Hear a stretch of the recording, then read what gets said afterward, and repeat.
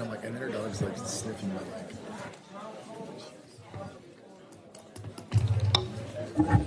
Okay, good evening, everybody. We're going to reconvene out of recess. City Attorney, announcement, please. Yes, Mr. Mayor, members of the City Council. With regard to the one potential initiation of litigation item, the Council voted unanimously to authorize the filing of a lawsuit. The details of who the defendants are and the substance of the lawsuit will be disclosed at a future time in connection with the filing of the lawsuit per Government Code 54957.1. Okay, very good. With that, we will adjourn out of special meeting, move forward with our regular meeting. Tonight, the invocation belongs to Councilmember West. Councilmember. Thank you, Mayor. It is my great pleasure to dedicate our invocation tonight to our moms, the greatest foundation of our families. This is a very special day, and it is coming up this Sunday, May 14th. It's a day to celebrate all the hard work and the dedication all our moms give out there. This holiday has had a very long and fascinating history dating back into ancient civilizations. In the United States, it was officially recognized as a national holiday in 1914. And thanks to the efforts of Anna Jarvis, who wanted to honor her mother's life and the legacy and all the sacrifices that mothers make for their children. This day provides us with an opportunity to recognize and express our gratitude to the women who have shaped our lives and contribute so much to our society. As we all know, mothers do play a vital role. They are often the caregivers for children. They juggle multiple roles with grace and with perseverance. They work tirelessly to support and nurture their families, making countless sacrifices all along the way. In our Santa Clarita community, we are very fortunate to have so many hardworking and devoted moms. They serve as role models for their children, instilling in them the values of kindness, compassion, and hard work. They also contribute to the strength of our community by volunteering their time and talents to many local organizations and causes. Mother's Day is a special occasion for us to show our appreciation for all the mothers do for us. So on behalf of our City Council, I'd like to extend our warmest wishes to all the mothers in our community. We thank you for your selflessness, your kindness, and your unwavering dedication to your families and to our communities. Happy Mother's Day.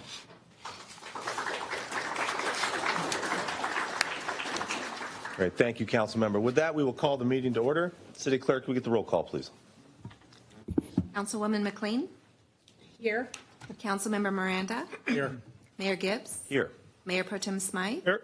Councilmember West? Here. Thank you. Thank you. Councilmember West, would you lead us in the flag salute, please? I would. Please rise. Thank you. Please join me facing our flag, the Pledge of Allegiance. Place your hand over your heart. Ready, begin. I pledge allegiance to the flag of the United States of America and to the republic for which it stands, one nation, under God, indivisible, with liberty and justice for all.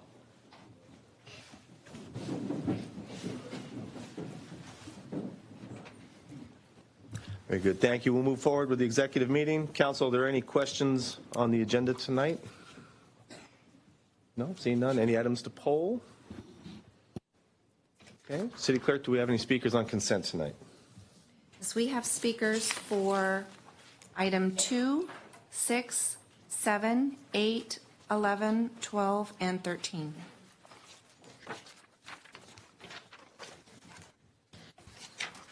Okay, 2, 6, 7, 8, 11, 12, and 13.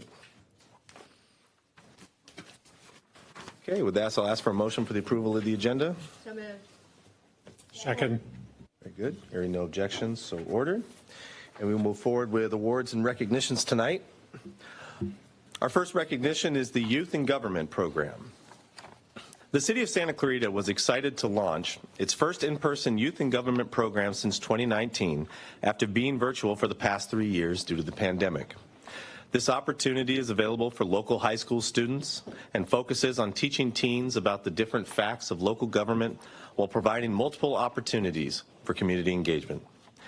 This year's program began in August 2022 and hosted 13 participants throughout the past 10 months. I'm happy to say that the program culminated tonight, just prior to this meeting. During the program, staff hosted 6 in-person meetings held at various city facilities, including the city's transit maintenance facility and traffic operations center, in addition to in-depth tours at the Santa Clarita Valley Sheriff's Station and the Los Angeles County Fire Department Fire Station 126. Participants used the city's transit system to take them to Fire Station 126 and to the Santa Clarita Sports Complex, a first for some of the kids. Students also partook in demonstrations and hands-on activities, such as creating a TikTok video with the City Communications Division, listening to a presentation from the City Manager's office, playing a Kahoot trivia game with the City Clerk's office, and even filling out a candidate intention statement to run for City Council. Sorry, Bill, they're coming for you. Throughout this program, students also built their public speaking skills by participating in the Q&A portion of each session, as well as presenting to the group about why they would want to run for City Council. Tonight, we commend each of you for taking the initiative to expand your knowledge of local government and obtain hands-on experience. I would like to now recognize the youth and government participants, so would you please come to the dais and receive your certificates and have your picture taken.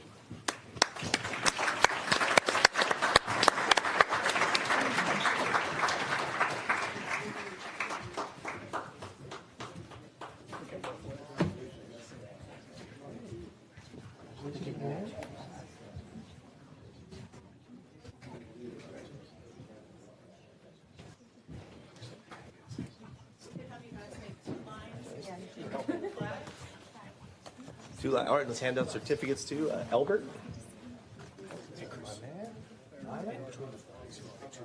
That's right, 2 lines. Leslie. Mayor, we need 2 lines. 2 lines, okay.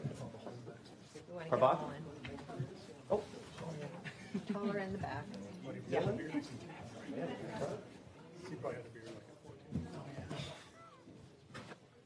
Sophia. Oh, 2 Sophias. Oh, Who wants that one? All right, you get it. Lucy.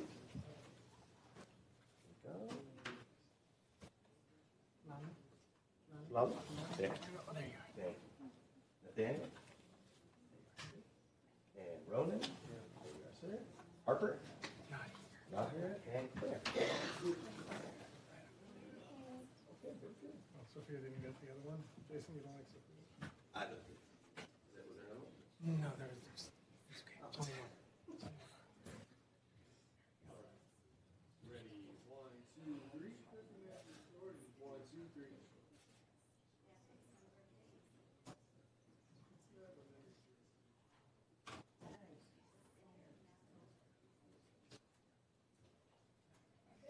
Okay, so who won the right to speak?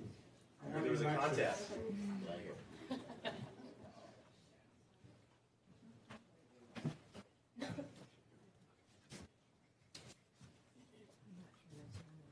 Hello. Hello, my name is Claire Engels. I am from the Youth in Government program, and overall, I enjoyed this program so much. As a group, it was really encouraging. Is the mic working? Yeah. As a group, it was really encouraging to be surrounded by peers who enjoyed learning about the government and were genuinely interested in it. We spent the last 6 sessions visiting and learning about the different branches of the local government, and I can speak for all of us when I say we found it eye-opening to get a small taste of something so complicated that affects all of our lives in a seemingly invisible way. From the transit center bus drivers to the firefighters, thank you for working for the city of Santa Clarita. It was a pleasure learning about you, and thank you to our advisors for making all this possible.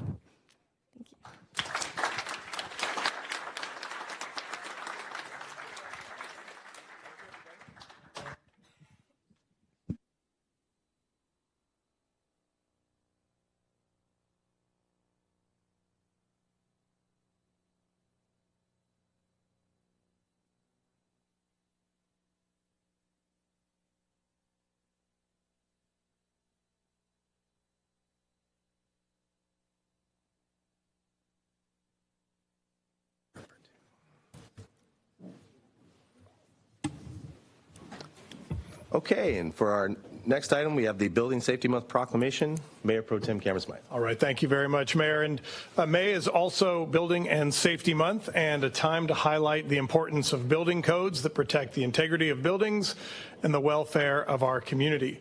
The theme for this year's Building Safety Month is It Starts With You, reminding us that code-compliant construction adds value to our homes, businesses, and public buildings. The city's Building and Safety Division is staffed with knowledgeable and friendly building inspectors, engineers, and permit specialists who are certified by the International Code Council. They take great pride in providing the highest level of customer service to residents, business owners, and developers. Last year, building and safety staff issued 6,798 building permits and performed over 37,000 building inspections. Please visit the City Permit Center or access the Building and Safety webpage to begin the permit process for your next construction project. We must also mention that our very own city building official, John Caprelli, was recently awarded the 2022-2023 Educator of the Year by the California Building Officials Organization.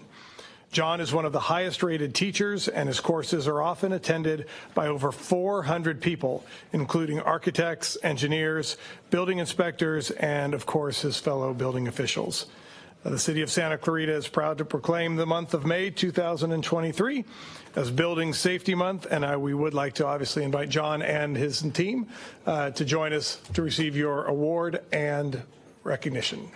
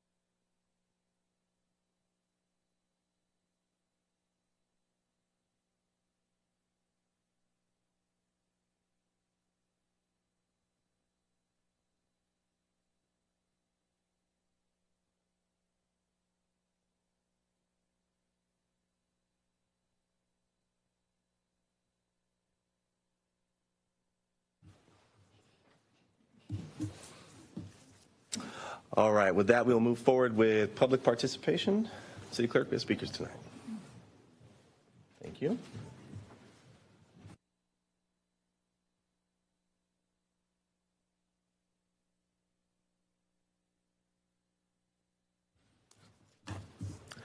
Okay, very good.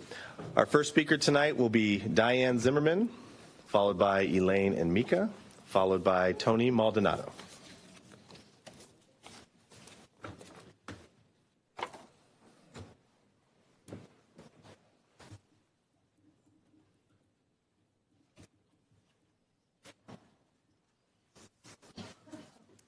Hello. If you pay any attention at all to the news other than the mainstream news and out-of-town radio stations, you are no doubt aware of the mounting tension over the City Council's possibly approving the SCV community being switched from at-large to district voting in 2024 election. How convenient. Most of you know, really look into it if you don't, that district voting means you can only vote for the person or persons running in your dictated district, meaning that if you really like the candidates and the promises they are running on, you can only vote for the ones in your district, even if you find the candidates in your district to be lacking in what it takes to represent you and those in your district. Now, the district map that after many revisions the City Council is pondering over approving or having to go back to court appears to shout out gerrymandering to a huge degree. The thing that concerns yours truly and many others is that you may not realize what the word gerrymandering actually means. I'm quoting from the Britannica.com. Excuse me, I'm shaking. In U.S. politics, the practice of drawing the boundaries of electoral districts in a way that gives one political party an unfair advantage, political or partisan gerrymandering, or that dilutes the voting power of members of ethnic or linguistic minority groups, racial gerrymandering. Now, I have it on good authority that at least a majority of the 5 city council's present members feel strongly that district voting is not the way to go. But they believe they have no choice but to approve it, as the city manager has informed them that the cost to go back to court would be prohibitive. There are several cities throughout California that have refused to go along with this after being sued by the likes of the same lawyers and clients as are suing the Santa Clarita Valley. They feel the money to go back to court is well worth spending taxpayer dollars on. The taxpayers get so little say as to how their tax dollars are spent in the Santa Clarita Valley. All most of us are asking is that a hold be put on this decision. It is being pushed through too quickly so as to be in place for the 2024 elections. Looking all to the city council has been and is spending your taxpayer dollars without or with very little community input. Our city council is very trusting of the city manager they hired. They rarely question any of his final recommendations. I believe the majority of council members would really like to put this on hold as much as a lot of us who have looked into it from both sides of the political aisle. There is a final meeting at City Hall on the first floor on May 30th at 6 p.m. Please try to show up in person. Please email each of the city council members urging them to give a unanimous no vote. Remember, you get what you vote for. Check out those voted in and see who has kept promises made and who has not. Thank you. Okay. Next is Elaine, followed by Tony Maldonado, followed by Nancy.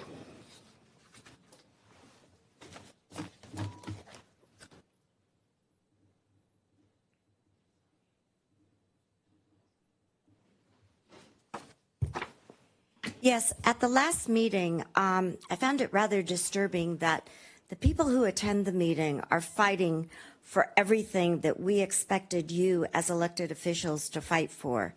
Yet the treatment was less than respectful, and that's directed at you, Jason Gibbs, because you were very rude and very unkind to me when I asked for a slide to be put up and my time to be started after the slide was put up. You allowed it in another MAP meeting, yet for me, you denied it. I would think you, as a father of a special needs child, would have more compassion. You would want your child treated with compassion and kindness and fairness. And that's what I expected from you, and I did not receive it. That was really inexcusable. I'm sorry. We have been fighting your fight. You need to fight our fight. It seems that California law is in conflict with federal law, yet nobody has sued the state of California and won. I don't understand that. Perhaps Joe could explain it. But what we need is for you to be on our side if that's what you guys want, because we are the ones fighting. You have a very rich white attorney telling Hispanics the only way that they can be elected is by gerrymandering, which leaves us with no representation except for one person, just like on the county supervisors. So if that's the case, we need to go back and change the way the city charter is set up. We need a mayor elected so all of us have a voice with a, quote, impartial person. Only having one person to represent us is not fair. Our money is being spent everywhere but for us. And I don't see any of the Hispanic people complaining. One person, the plaintiff, showed up, but none of them have come and said, yes, this is the only way we can get elected. I would like to hear from the Hispanic community and how they feel about it. Please come to the meeting on May 30th. Come to the council meetings. We want to hear your voice because right now their voice is silenced by a rich white attorney who made a lot of money and who's representing people all over the state with their fake rules that don't seem right. There has to be an attorney who's going to see it our way, and hopefully a city council that will reject this offer. Thank you. Tony Maldonado, followed by Nancy, followed by Cindy. Hello, everyone. The city's decision to settle on the CVRA claim and draw maps demonstrating 5 new voting districts, with District 1 being the Latino majority district, is a clear case of racial gerrymandering. This is not just a violation of federal law, but a betrayal of the trust of the citizens of the city. Other cities in California are fighting back on the push to go to district, and Santa Clarita should be joining them, rather than kowtowing to bigots. For example, Santa Monica, Irvine, Brea, Cypress, and San Luis Obispo have all rejected efforts to go to districts. Regarding Santa Monica, the 2nd District Court of Appeal affirmed the trial court's judgment, upholding the decision in favor of Santa Monica. The appellate court found that the plaintiffs did not provide sufficient evidence to establish a violation of the CVRA. Irvine has rejected Schenkman's efforts to force it to go to district. Brea rejected Schenkman's efforts to go to districts and did so at the 11th hour, literally 2 weeks before they were actually submitting their final ordinance. 2 former city council candidates, Richard Rios and Michael Kim, filed a lawsuit against Brea to prevent district elections from being adopted, arguing that the switch would cause the exact problems that the state's Voting Rights Act was intended to solve. The council's decision to retain at-large elections was supported by the councilman, Stephen Vargas, and Brea Mayor Cecilia Hope, who stated, "I feel like we're being blackmailed, strong-armed, scammed. Maybe we need to consider standing up and fighting." Cypress has rejected efforts to force the city to go to district. Cypress City Attorney Fred Galante has argued that it would be impossible to show that district would enhance the ability of any protected class to elect candidates of its choice or influence election outcomes. To the contrary, splitting up the votes of those protected classes would have the effect of preventing them from voting as a larger class to elect a candidate of their choice. San Luis Obispo has twice rejected efforts to force the city to go to district. Their city attorney, Christine Dietrich, stating that any attempts to carve out a Latino-influenced district will likely violate gerrymandering laws. Mayor Erica Stewart added that splitting SLO into district could have the opposite effect of empowering minority voices. It could diminish them. It is clear that many cities in California are pushing back against the move to district, and Santa Clarita should be joining them. The citizens of Santa Clarita have demanded that the city go back to court and fight back.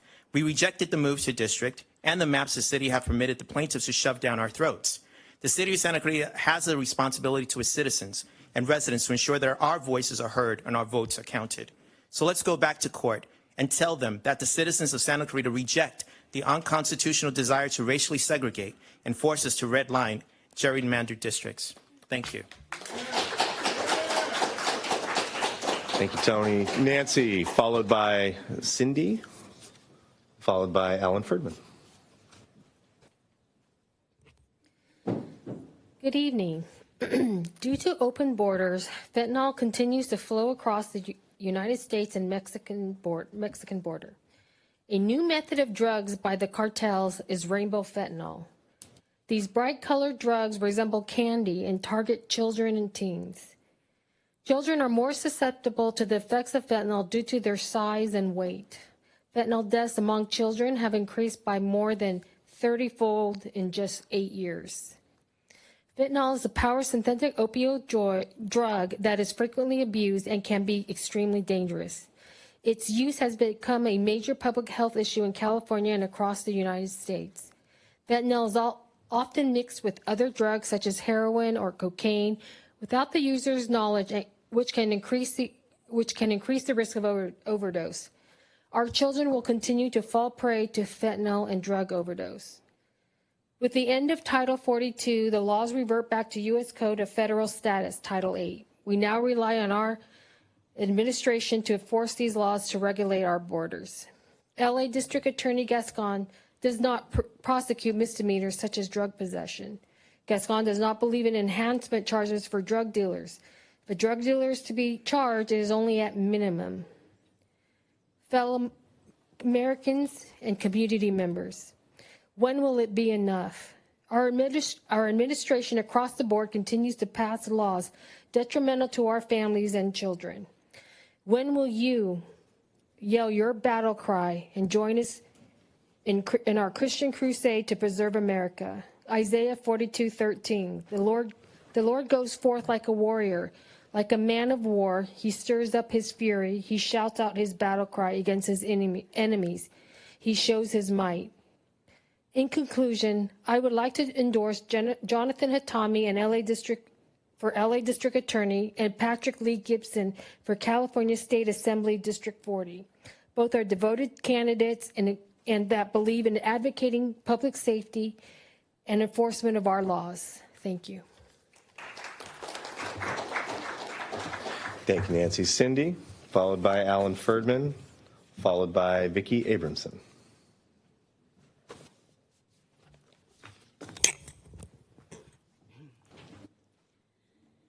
Well, as always, I would like to thank our City Council for trying to help the community's concerns. I personally believe each and one of you strive to make positive changes here in Santa Clarita. However, we must understand you are limited to what you can do due to the corrupt leadership above you that controls you. As responsible citizens, we must recognize that and work with you to fight the issues we can change here in our community.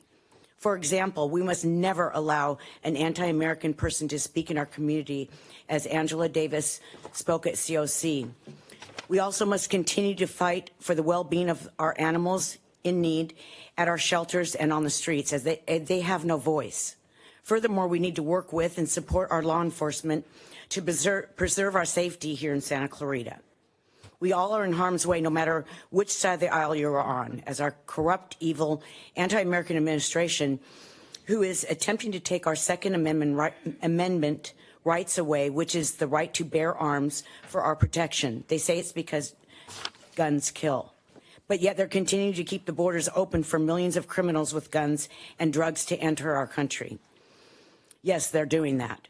Why? You see, law-abiding citizens with guns do not kill. Criminals with guns kill. If you feel that there's something wrong, you're right. There's definitely something wrong. There's an important election coming up, and if you feel that you would like change, you need to vote out the evil and vote for the true God-loving Americans that care about American values. As you know, Jonathan Hatami is running to replace our corrupt LA District Attorney, George Gascon. Hatami doesn't care which side of the aisle you are on. He cares about safety and justice for all of us. Another candidate running for California State Assembly District 40 is Patrick Lee Gibson. He is not only an American-loving Christian, he also has worked in law enforcement and knows what it takes to preserve our safety.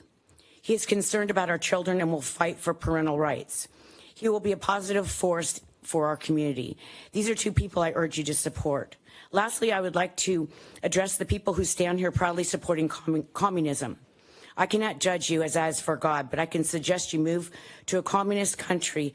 Then you will realize how lucky you are to live in America and our American values, which one is freedom. Maybe then you'll appreciate and stand for our national Pledge of Allegiance. Psalms 14:1, the fool hath said, in his heart there is no God. Let me remind you, we are in a God versus Satan battle, and God will always win. In closing, let us trust in God and unite to address our important issues. Together, we have the power to bring positive change for all of us here in Santa Clarita. Thank you. Thanks, Cindy. Alan Ferdman, followed by Vicki Abramson, and followed by Missy.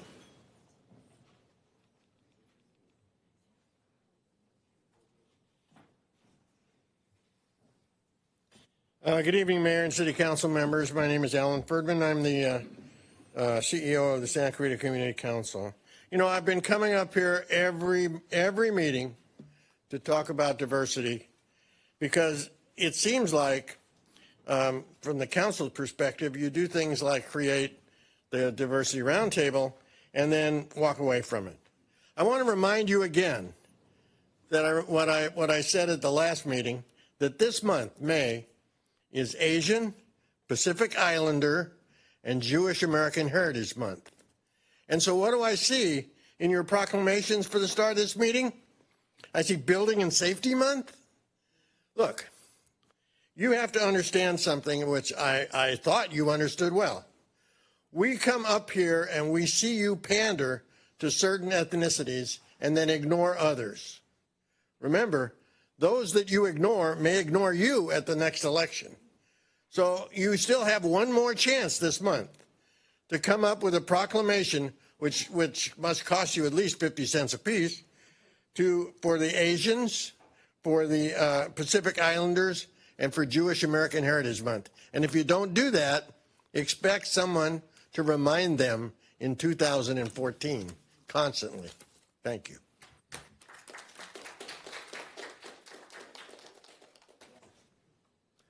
Vicki Abramson, followed by Missy, followed by Miguel Marmito. Vicki. Good evening, everybody. I'm Vicki Abramson. I am a big lover of Santa Clarita. I just love my city. I'm so grateful for all of you all. And I just wanted to come up here and tell you a little bit about something. I am sorry. Last Thursday, we had our National Day of Prayer. It was a beautiful event, and I just wanted to say how sorry I was that y'all couldn't come. I know how very, very busy your schedules are, and we gave so very, very little notice. But I wanted to assure you that we prayed for all of you by name. Many of the churches from Santa Clarita came to Faith Community Church, and it really was a beautiful event. And so I also wanted to, I know your calendars were busy, and that was the problem, but I wanted to give you plenty of notice for next year. The National Day of Prayer is it's the first Thursday in May. So that means on May the 2nd, 2024 will be our next one. So you all are hereby invited to come to it, and you have plenty of notice. It's way more important than National Margarita Day or National Pizza Day and all of that. So we really want y'all to come. Thank you so much. Thank you, Vicki.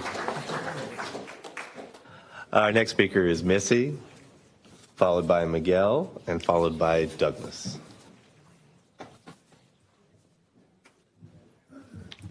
Good evening, all, and welcome to some of the new faces, the very young faces. Three requests. Procedurally, I'd like to request that we conduct speaker card comment group by the agenda as opposed to group by speaker. That way it comes across by the agenda on the video, and it's so much simpler to follow, especially if you're not here. Secondly, I wanted to bring people's attention that College of the Canyons tomorrow is meeting to vote, likely, on the purchase of land and associated contracts, probably totaling millions of dollars for an advanced technology center. Now, that seems like a really worthy cause. My question to the City Council, though, is does the city have recommendations on alternate sites? I understand the current site they're looking at is in a flood hazard zone, and it seems like we've got some vacant buildings. It seems like with the mall, maybe Sears, it seems like we might have places that could provide a fast start and get this program up and running, as opposed to a excavated built to suit. So lastly, and I don't typically do this, but I need to mention this, so please correct me because I'm hoping I'm wrong. I heard the other day, I don't know if it's true, but I'd like the City Council to answer, that locally, floors 3 and 4 of the Embassy Suites Hotel out here is housing migrants. These migrants, let's remember, are legally described as illegal aliens. I'd like to understand what's going on for my safety, for myself, for my neighbors, for the elderly people that I care of, and I want to know if there's areas that are becoming different than they were and potentially unsafe. So I'd very much appreciate it if the city could help answer that question with whatever you may know, so I could be accurate and I could protect myself. Thanks.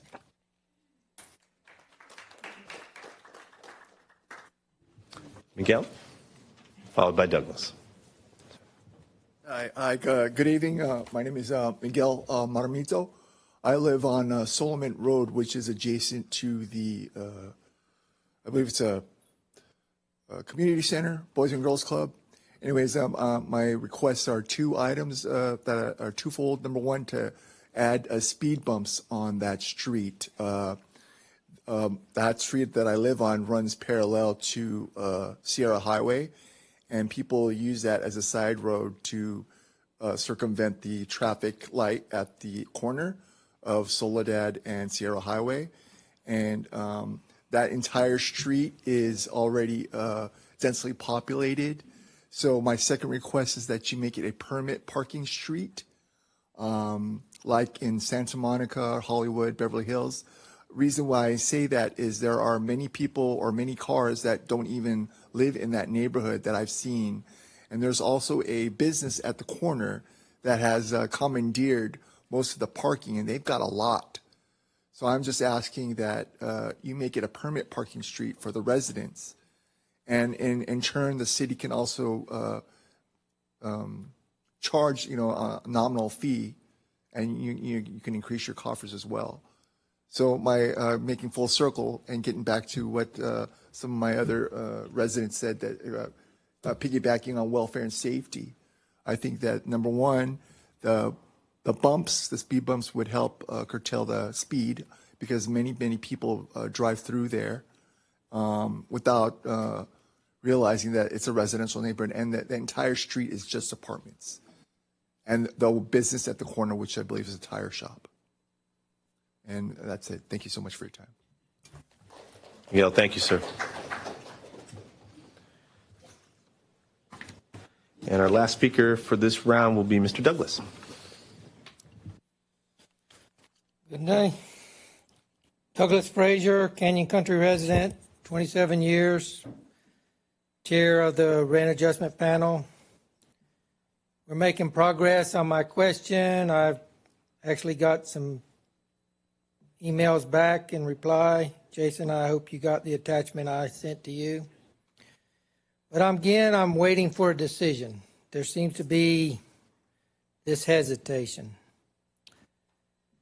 The labeling me of a lobbyist was not made through the process according to the code. And it was just done within a written statement by Tom Cole.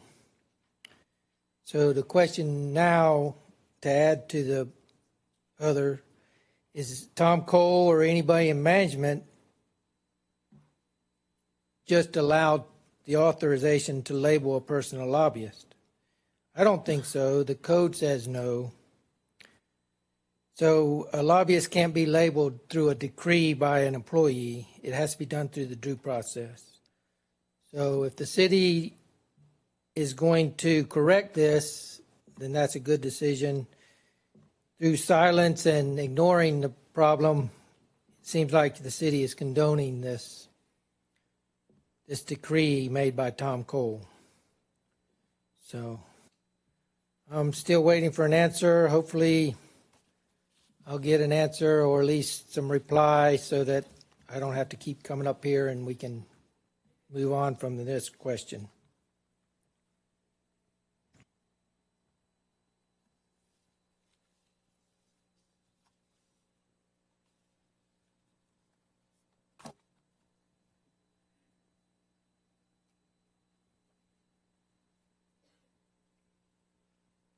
Any questions?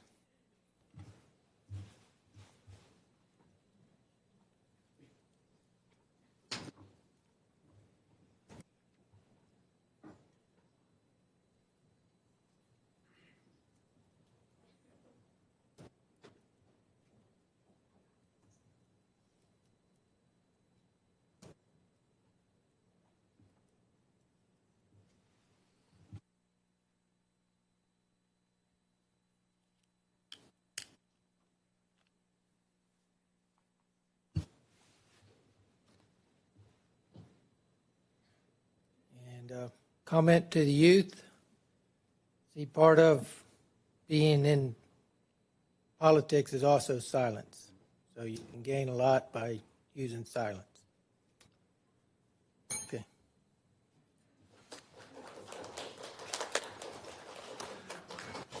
Okay, that concludes public comments for the first portion. Mayor. Yes, ma'am.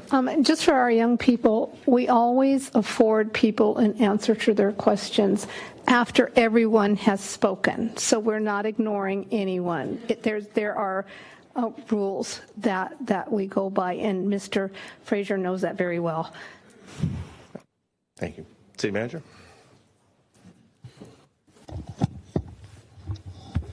Thank you, Mayor and members of the City Council.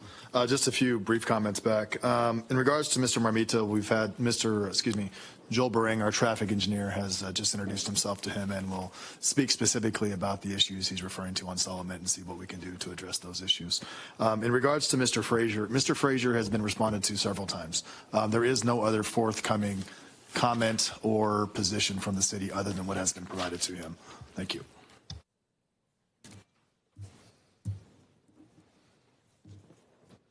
Okay.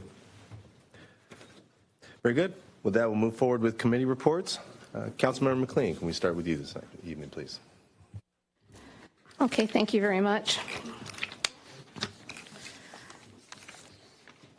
I wanted to mention a couple of things. First of all, we're adjourning for Mr. Sam Garcia from HR Textron. And the reason I bring it up is because I had the pleasure of working with him through the Boys and Girls Club. And the year that we raised the most money up to that point was the year that I was publicity director or publicity chair working with Mr. Sam Garcia, which that just started the ball rolling. And year after year after year, we were able to raise the most, more money for the Boys and Girls Club. And just want to give my best to his family. The other thing I would like to mention is we had supported a coalition letter to the governor and to Sacramento legislators regarding the $2.5 billion that he planned to defund certain transportation and safety projects. And I'm happy to say that at the SCAG conference, the letter that we had proposed to them, even though it came from them and other organizations, we have a separate letter that they did approve that letter being sent to Washington. So we're making some headway and getting some attention, and that is really a good thing. And I'll just mention one other thing, that Bike to Work Week. May is Bike Month, and here in Santa Clarita, it's time for the annual Bike to Work Week. Next week, from Monday, May 15th to Friday, May 19th, ride your bike to work and join us in the No Pollute commute. On Thursday, May 18th, there will be 5 pit stops where you can enjoy giveaways, snacks, and refreshments. With Bike to Work Week also comes the Bike to Work Challenge, an opportunity to see which businesses in Santa Clarita can get the most employees to bike to work. For more information about the pit stops and how to register, please visit greensantaclarita.com/events. Thank you. Thank you, Councilman. Councilmember Miranda. Thank you, Mayor. I did take a moment to schedule May 2nd for next year's National Day of Prayer. Oh, and the reason that was an issue, and it's, my fault, nobody's fault, it doesn't matter, was that we really got late notice of this year's National Day of Prayer. And we usually have full calendars. We can space things out, but it's hard to space things out at the last day or so. So apologies for that, but it's on my calendar. Wanted you to know. Okay, ballet folklorico, crafts, music, games, and of course, books. The Santa Clarita Public Library invites the entire community to this year's Dia de los Niños, Dia de los Libros event at the Canyon Country Community Center. Join us on Saturday, May 13th from 10 a.m. to 1 p.m. for this family-friendly event. Dia de los Niños celebrates the importance of literacy for all children from all backgrounds and encourages the connection of children and their families to diverse books, languages, and cultures. This year, the library is excited to have the award-winning author and illustrator, Mirel Ortega, as the keynote speaker for the event. Join us for a day full of musical presentations, crafts, reading, and more. For more information, please visit santaclaritalibrary.com. I can also add that I was there last year for this event. And to see the excitement in the kids that go to this event and take part, and to see the pride their parents have in having our city present cultural differences, if you will, was very heartwarming, Mayor, for me and for all of those who attended. I also want to add very quickly that the Latino Business Alliance had a Cinco de Mayo event last Friday at the Mitchell House, which was very wonderful, and Mayor Pro Tem Cameron Smythe was there. He didn't wear his mariachi suit, but that's okay. But anyway, we had a wonderful time at that event. And thank you for the Mitchell House and for those who helped us preserve that venue. Thank you. Thank you, Councilmember. Mayor Pro Tem? Very good. Councilmember West. Thank you, Mayor. I just want to say to Vic Abramson, thank you for coming tonight. It's a pleasure. And no, we didn't get the information we needed in time, but I did have a document written up so we could talk about it tonight. So I'll go ahead and do that. The National Day of Prayer took place on May 4th at the Faith Community Church in Newhall, and we thank them for all that they do.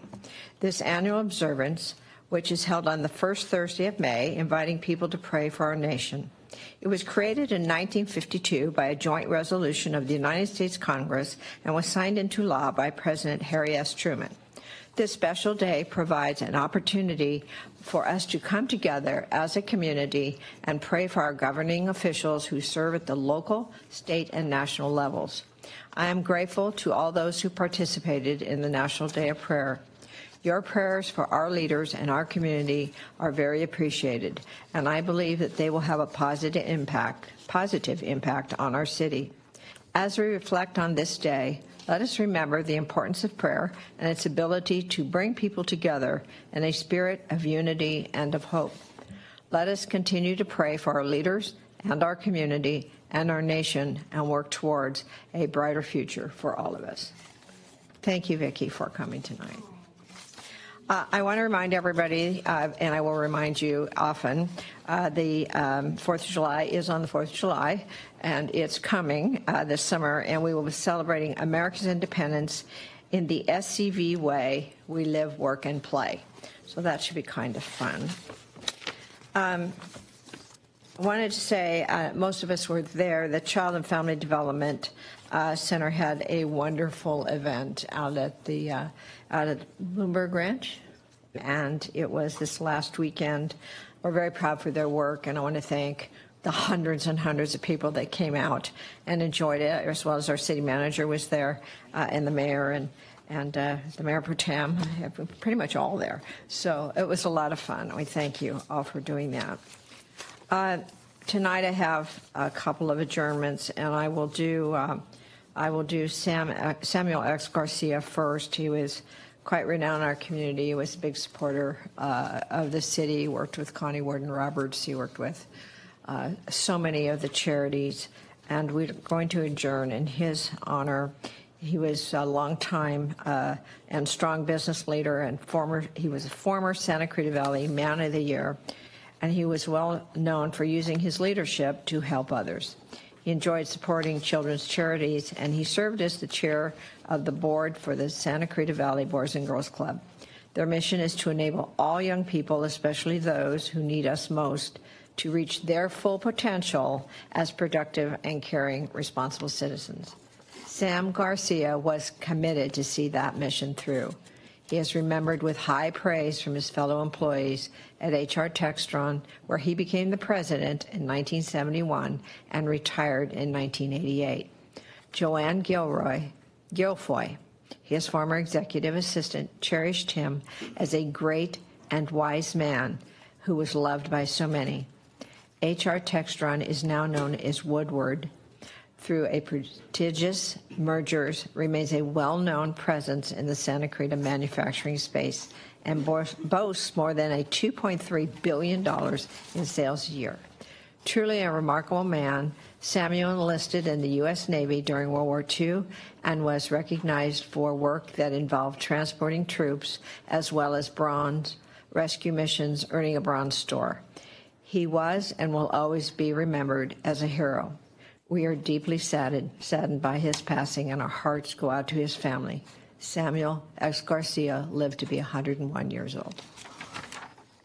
It was just remarkable. This next adjournment, I believe the family is here, and so at the end, I would like to ask them to come up and receive the adjournment. Tonight, I would like us to adjourn in memory of Curtis Kendall. He was an extraordinary man and a longtime Santa Clarita resident. He was profoundly committed to our city's early formation and its continual growth. Similar to many people, Curtis left the Midwest for a new life here in sunny Southern California in 1943. Curtis graduated from Glendale High School, and he attended UCLA for a time and later worked at Capitol Records in Los Angeles. There he met stars such as George Harrison, Kenny Rogers, and the Beach Boys. Most importantly, though, it's where he met his beloved wife, Judy. One day, Curtis and Judy decided to take a drive to this esteemed and new master plan community north of Los Angeles. And in 1969, they settled down and they bought a house in our very own Valencia Meadows. Curtis served as chairman on the North County Citizens Planning Council in the 1970s and on the Santa Clarita Valley Planning Advisory Council in the early 80s before cityhood. Always striving to keep Santa Clarita beautiful, Curtis was a strong proponent for saving our magnificent oak trees and prioritizing street landscaping. Curtis was all about quality of life here in Santa Clarita. We are deeply saddened by his passing, and our hearts are with his wife Judy and sons Paul and Mark, all of whom are here with us today. If Judy, Paul, and Mark would like to come up, we'd like to present you with your husband and father's certificate of adjournment.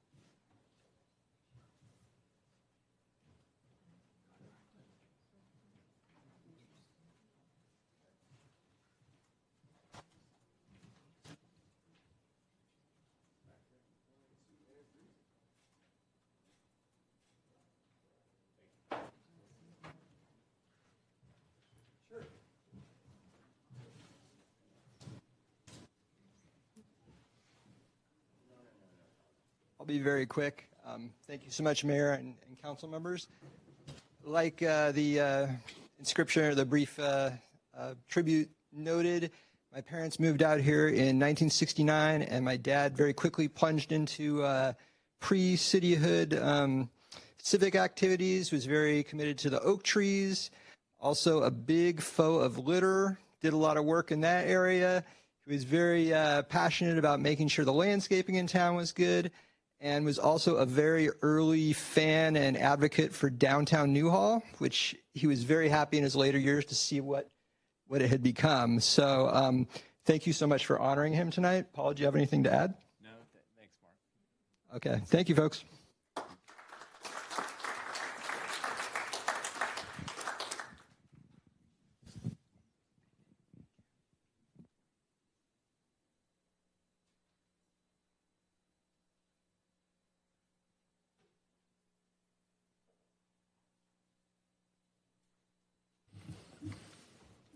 Okay, thank you, council members. Just a couple quick things for me. There was no shortage of good events going on over the last couple of weeks. The Wish Foundation had their annual Wine on the Roof event supporting the William S. Hart School District. It was one of the first events that I ever attended and volunteered at when I started to get involved here in the community.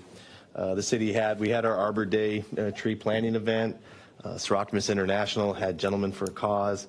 and the Sheriff's Foundation had a meet and greet with our Captain Diaz, and we kind of touched on it a little bit, but the Man and Woman of the Year event happened this year, so I want to make sure that we recognize and say congratulations to both Don Kimball and Jenny Ketchapaw for their recognitions as Man and Woman of the Year here in Santa Clarita. And then the last thing I wanted to mention is this Friday on May 12th is National Military Spouse Appreciation Day. It's a day to honor and recognize all military spouses and their sacrifices. Military spouses stand by, committed to their loved ones while they are deployed, and often put their own careers and aspirations on hold to support their service member's career. Santa Clarita recognizes our active duty military through our Hometown Hero Banners program and also provides wedding services for military couples as part of our popular City Hall ceremonies program. Since the program launched, more than 457 couples have tied the knot, and many of those couples are in fact military couples, including the very first couple who got married at City Hall, Jennifer and Brandon. So we want to thank and honor our military spouses in our community. Okay, very good. And that concludes committee reports. We will move on to new business tonight. The review and the discussion of an analysis related to animal sheltering services. City staff will now make a presentation, after which the public will have an opportunity to comment. So with that, I'd like to turn time over to Community Preservation Manager Tracy Sullivan.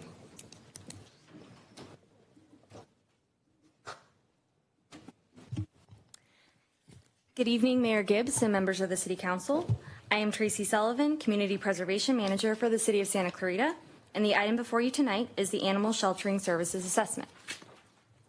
The agenda for this presentation consists of background, information on industry policies and best practices, Castaic Animal Care Center statistics, including data information on animal intakes, capacity, and animal outcomes over the last 6 years, and finally, recommendations to augment current services. As you know, the City Council requested an evaluation of the city's animal sheltering services based on community interests and concerns. A working group of city staff was then created to carry out the requested evaluation, which included a site visit to see firsthand the services being provided at the Castaic Animal Care Center. The Los Angeles Department of Animal Care and Control, also known as DACC, owns and operates the Castaic Animal Care Center and is required by state law to keep accurate and detailed records of all animals medically treated, euthanized, or impounded. With this in mind, the city hired a third-party consultant, Citygate LLC, to review the past 6 years of data from the Castaic Animal Care Center and compare it with industry standards. Citygate was additionally tasked to provide recommendations for potential service enhancements. Before getting into the data, I want to first provide some information on sheltering policies and industry best practices. First, I'll start by sharing information about no-kill shelters. The commonly agreed upon definition of a no-kill shelter is one that has at least a 90% live release rate. This means that shelters may euthanize animals and still be considered no-kill. The term no-kill originated in the 1980s and 90s as part of a nationwide movement to address high euthanasia rates in shelters across the country. There has been positive reform from the no-kill movement, including a focus on exploring all available alternatives prior to euthanasia, expansion of foster programs, and mass adoption events.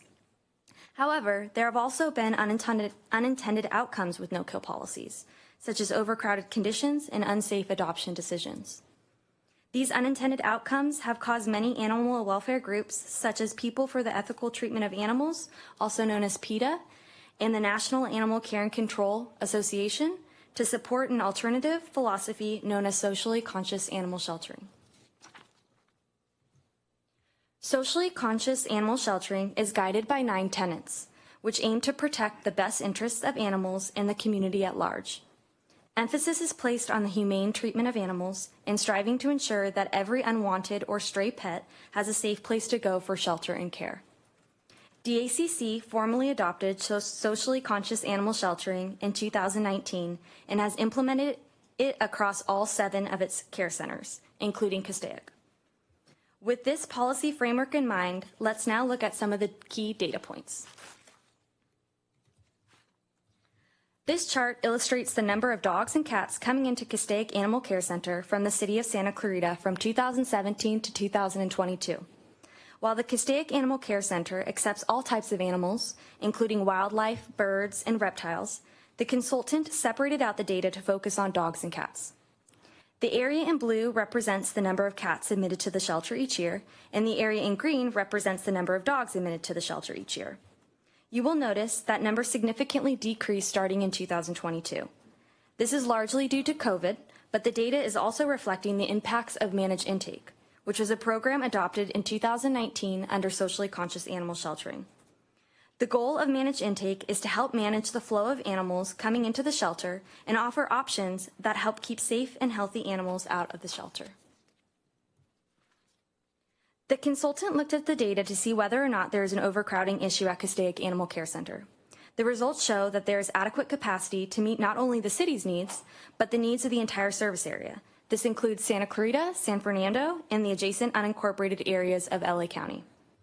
Even at the height of intakes, Castaic Animal Care Center is shown to have greater capacity than service levels demand, with 40 out of the existing 51 dog enclosures occupied on average, and 47 out of the existing 56 cat enclosures occupied on average. There may be times when the shelter is experiencing a surge of intakes. In those cases, DACC is able to leverage the capacity of its 6 other care centers and transfer animals between facilities as needed. This slide illustrates Santa Clarita dog outcomes from 2017 to 2022. The bar graph on the left shows in royal blue the number of dogs that have been adopted out of Castaic Animal Care Center each year. In green, you'll see the number of dogs that were either returned to their owner or released to a rescue, and the light blue shows the number of dogs that were euthanized. The percentages on the right depict the live release rate, which represents the percentage of live outcomes specifically for dogs. Consistent with industry best practices, dogs and cats do not leave the Castaic Animal Care Center without getting fixed, microchipped, and vaccinated unless there's a medical reason not to do so. Similar to the previous slide, you will see the bar graph with a breakdown of all the different cat outcomes over the last 6 years. The live release rate for cats is on the right. You will notice the percentages are lower for cats than they are for dogs. This is due to the fact that cats typically have more significant medical needs when they are brought to the shelter, and despite their best efforts, shelter staff is unfortunately unable to keep them alive. That being said, you'll notice a significant improvement in the live release rate since implementation of socially conscious animal sheltering in 2019. Now I will detail DACC's euthanasia policies and elaborate on the primary reasons why euthanasia is provided. DACC has an extensive euthanasia policy in place which strives to ensure no adoptable animal is euthanized. There is no time limit for how long an animal can stay before being adopted. Its policy states that they will make every effort to reduce the incidence of euthanasia in county animal care centers and strive to only euthanize animals that are ill, injured, or so aggressive that they are unsafe to place in a family's home. Diagnoses of medical conditions and resulting prognoses may only be made by licensed veterinarians, and euthanasia can only be performed by certified staff. This policy lines up with the statistics for Castaic Animal Care Center, as shown on these two charts. The data reveals that Castaic Animal Care Center is not euthanizing animals to create space. The main contributing factor includes clinical disease or severe medical conditions, which is shown in green. There are also instances where the animal is a threat to public safety and not safe to adopt out. That's seen in blue. The exceptions include 3 cats in 2019 that were categorized as being euthanized due to space, and 4 dogs in 2022 that were categorized as being euthanized because they were unable to place. We understand after reviewing these individual records that the cats had documented illnesses and the dogs had documented aggression. I will now highlight local service organizations that help improve positive outcomes for animals. There are many locally serving nonprofit organizations and volunteer networks that help to provide care to animals in need. What you see on the screen is not a comprehensive list, but shows the many groups that serve animals in our communities. They do important work such as nursing orphaned cats, reunifying lost pets with their owners, and making adoption matches. In addition, the Los Angeles County Animal Care Foundation is a charitable organization that raises money to support the animals served by DACC. They fund many critical programs and resources that are available through DACC. Based on the current and most recent data, Castaic Animal Care Center is meeting the city's shelter needs, and it is not recommended to build a secondary facility at this time. However, staff has identified opportunities for the city to augment services in other ways to help ensure the best possible outcome for animals in our community.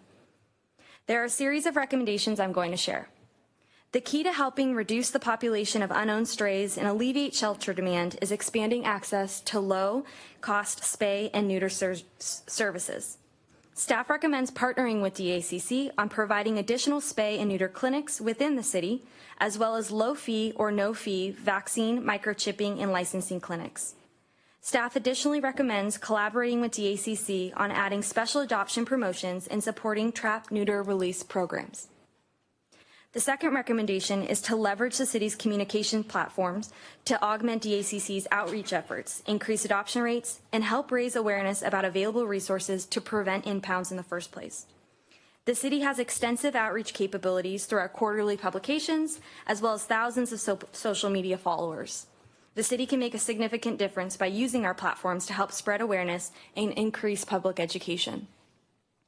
The third recommendation is to create a program that provides ongoing grant funding to locally serving nonprofit organizations who are supplementing the services provided by DACC and providing critical care for animals in need.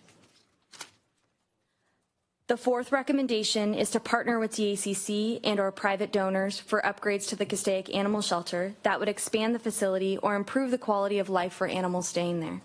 This could include, but is not limited to, expanding dog play areas or partnering on the purchase of a permanent generator. Finally, through discussions with involved citizens after posting of the staff report, we've learned that there's a need at the Castaic Animal Care Center for additional volunteer support. Its volunteer base has unfortunately dwindled since COVID, and Care Center management has been trying to build it back up and is funding a volunteer coordinator position through a grant with the ASPCA. To assist with this, staff recommends integrating Castaic Animal Care Center into the city's volunteer engagement program to help bring volunteers and raise awareness.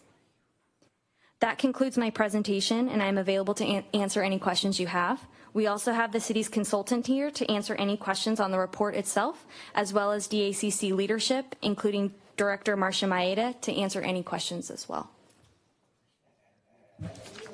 Thank you, Ms. Sullivan. Before we move on, City Clerk, do we have any speakers on this item? Thank you.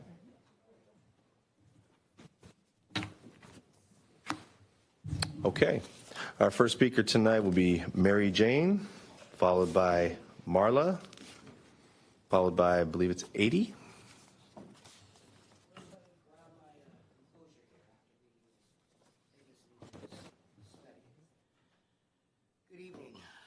Council. I'll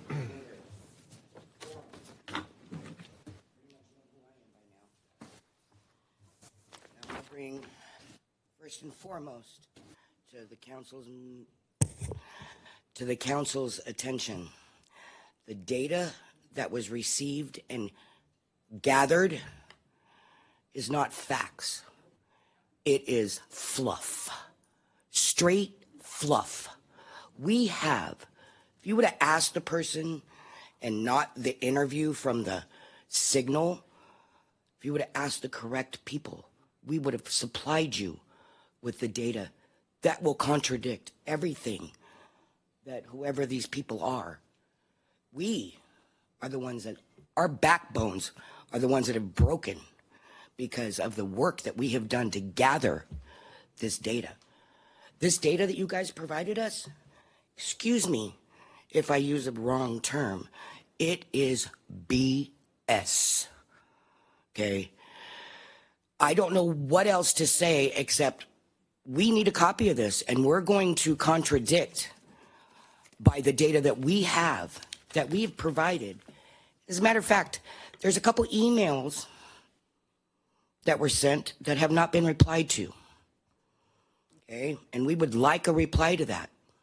Okay? There's rumors going around. There's publications that are being put out that has false data. Straight out. The only reason that Castaic Fredagopi shows that he's in realm is because he keeps 2 open kennels.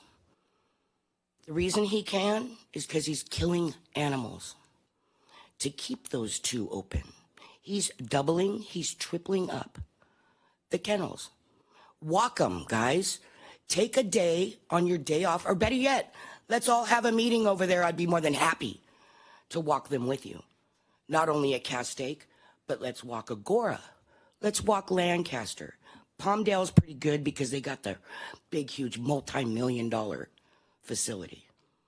Okay, so us little people, we need better. You guys need to do better. That report is crap. 130% crap. Okay, I have data. If people were to reply to emails, Mr. Gibbs, you would have already known that. You would have known it before the Signal put out an article. How dare them do that with false data? I'd like to this Mary issue to Jane. be brought up on another meeting. Thanks, Mary Jane. Marla, followed by AD, followed by Orlando. Had I known I was going to stand in front of a podium, I would have brought a step stool. Anybody got an apple bomb? So hopefully you can see me. I know it's hard to see from this end, but I would like you to look at these pictures. If maybe the sheriff could pass it around. No, you can't do that? Well, they're pictures of, You can hand it to the city clerk. okay, Thank you. they're pictures of a therapy cat who goes to, or prior to the pandemic, who went to Pacifica Assisted Living to make people happy. This cat almost died in a high kill shelter. Thank God he was rescued. And thankfully, he came to me and he helps people.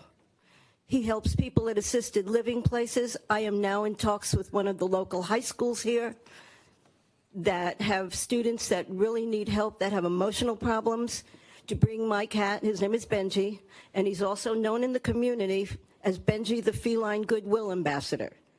We've gone to public schools. He helps everybody. But my point is that had he not been rescued, he would have been dead in one of those high kill shelters.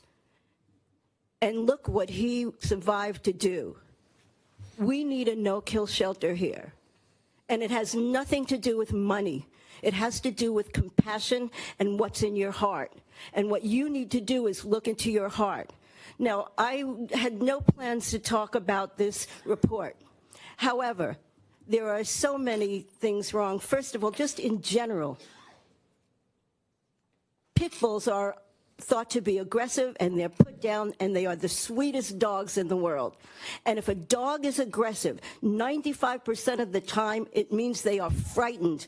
They are in a kennel, closed, with no love and no people talking to them. And the same goes for cats. Long time ago, I was at the Chatsworth Center just looking at kittens, and there was a sign on the gate, caution, don't touch this cat. Well, I touched it, and I took her, and she was sweet, and she lived for 21 years.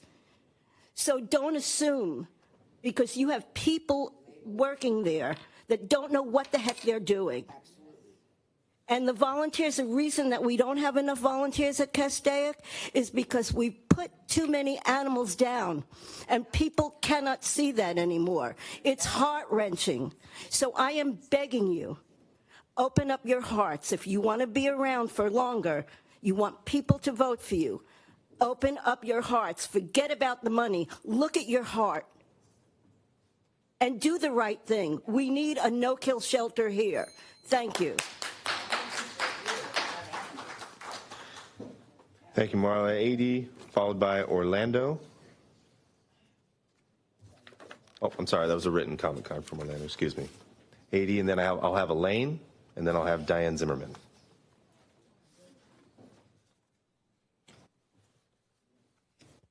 Hello. I'm just here in support of them, the No Kills Shelter initiative. Post-pandemic, we've seen, or I don't know who's noticed, that there's so many, not anymore big animals, but small animals being put in shelters by owners who move, or animals that are turning into an inconvenience to their owners. I don't come here to judge that. I don't come here to judge anybody's life situation, but there's definitely information to be spread.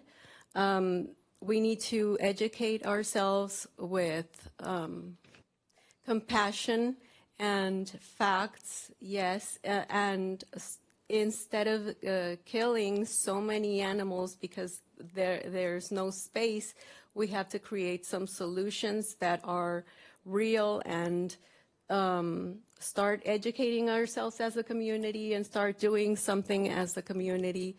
I know animals can be an inconvenience sometimes, but they're a responsibility that we have. They're voiceless, and there should be more of us raising our voices in favor of these animals. The situation is critical. The shelters are at capacity. This is a Los Angeles and even Southern California problem. It's becoming a big, big problem, and it's something that deserves attention. Thank you. Thank you. Elaine, followed by Diane Zimmerman, followed by Nancy.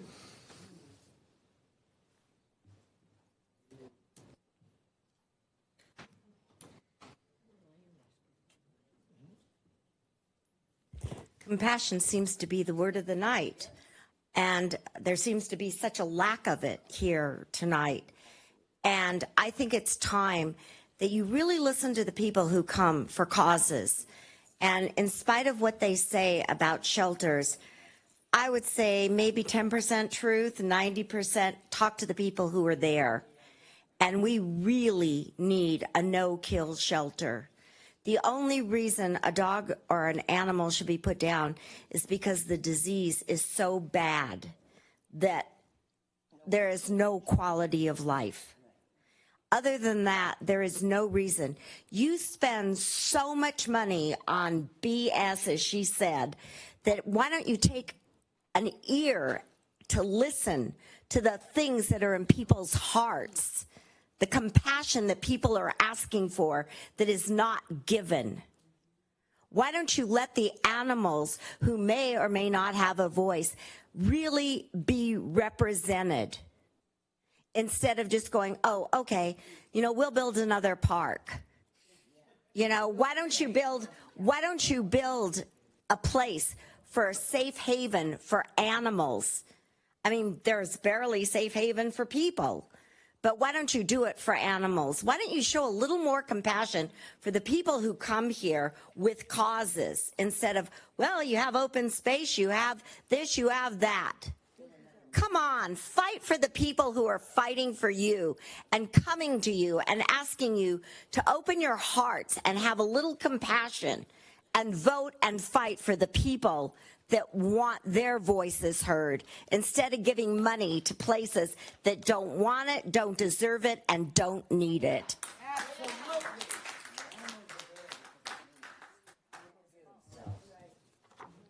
Diane, followed by Nancy, followed by Cindy. Okay, mine's going to be even more weird than usual. First of all, would like to say that I agree with everyone that's spoken. I did not realize a lot of the things that were spoken tonight, and they have been speaking up for weeks and months. I don't even know how long.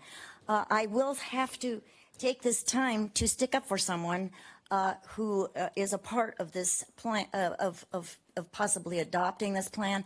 I firmly believe that Tracy Sullivan has has been kind of duped, and I think very honestly, she believes the facts that she's been given. I have gotten to know her through a different situation, did not realize her hands are quite as full as they are, and maybe you ought to give her a raise and also hire a few more people to help this girl out. I would like to see this put on hold, and if it doesn't get put on hold, there's going to be some real activity going in your offices in person, because this is impossible to believe that you would not at least put it on hold so that Tracy and her staff have a chance to look into the allegations here tonight. I can't even imagine you not putting it on hold. So, and another thing I'd like to say is, this is serious for me about vaccinations for dogs and cats or any animals in this day and age. In Montana, for instance, and I happen to be pretty familiar with some people in Montana, the vets there more and more throughout the country are coming out against these rabies shots. They are coming out against a lot of the vaccinations that are being forced on the animals. I don't particularly like the little device that's put inside them, because it's sort of like what they're trying to put inside us with these vaccines. I certainly don't want anyone to be finding Ben anywhere that I don't want him to be. And I will tell you right now, if you approve this tonight, I will be totally ashamed of you, even more so than I am of some of you right now. And that probably doesn't matter. But to these people, I give them so much credit for coming up here and trying to let Tracy and her team realize that maybe, just possibly, DACC, I don't know who they are, didn't have time to look into them, but I would assume, sounds to me like they probably are run by BlackRock or something like that. They're probably a universal, this big new government world. They're probably part of all that situation. Maybe we should go a little more local on that too. Thank you. Nancy, followed by Cindy, followed by, I believe it's Gladys. Okay. Go ahead, Nancy. Good evening.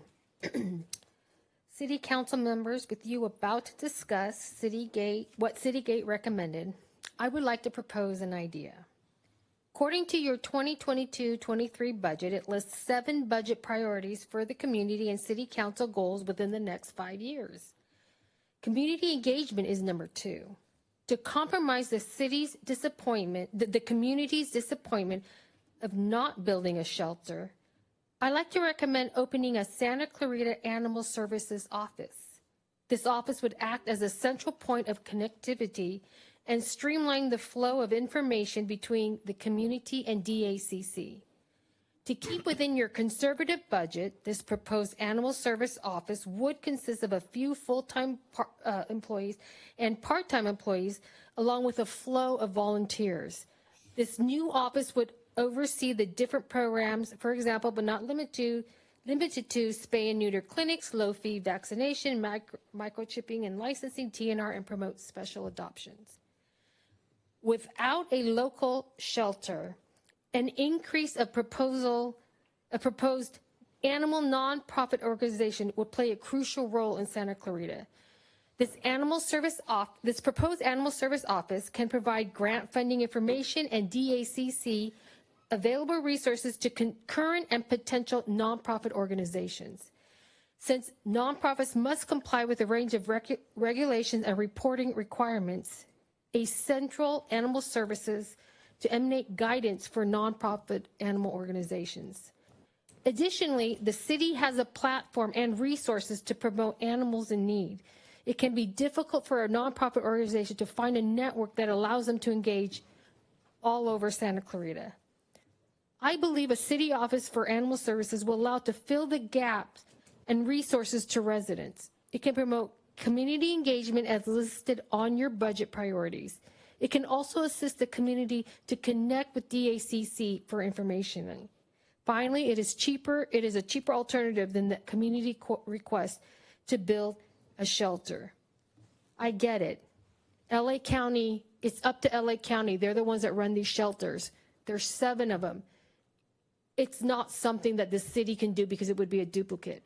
But I'm asking, or at least proposing, that the city council, Mr. Strickland, would at least talk about having an office dedicated strictly to animal services to provide information and connect the community with the shelters. Thank you. Thank you, Nancy. Cindy, followed by Gladys. If she's not here, Mr. Alan Ferdman will be after. You all know I have the passion for animals, especially for those unwanted and or in danger or on the streets. I totally respect each and every one of you. You know that. But that data is completely false. I have to say it's completely false. Mr. Striplin, you've been helping me, and I appreciate that. But we all need to take concern about this. I don't know what's going on with that, but I can tell you right now, that's not the right data. But I do want to express my gratitude for addressing the issues regarding the Castaic Animal Shelter. Although I'm very disappointed that the needs were not met, I believe we can come together with recommendations made by the city. I hope that we can move forward with this and create a program where the city and nonprofits can work together to benefit the animals. I propose that we have city workers work in an office or other areas solely to bridge DACC and nonprofits by offering grants or such. We have many volunteers from the community who are willing to help. I am one of them. We can also work on creating an awareness of unwanted animals and develop a holding area for those waiting to be neutered or adopted. This would be ideal. As someone who personally works with TNR, Trap, Neuter, Return, I believe this program will help reduce the homeless animal population. If we had an office to work through, we could explore many more options and ideas. I would like to work with the City Council to organize an event that we can all come together and brainstorm. This would be a great way to get the community together toward a common goal. We're all on the same side of the aisle when it comes to improving animal welfare. Animals don't care about personal beliefs. They don't care about anything else, but they do care about love and safe home. Maybe as humans, we can learn from them and come together to make a positive change. Once again, I thank you for your efforts in addressing this issue. I hope we can continue to work together to improve the lives of the animals here in our community. This should not be a hard issue to resolve. Thank you. Thanks, Cindy. Gladys, not here. Alan Ferdman, followed by Missy.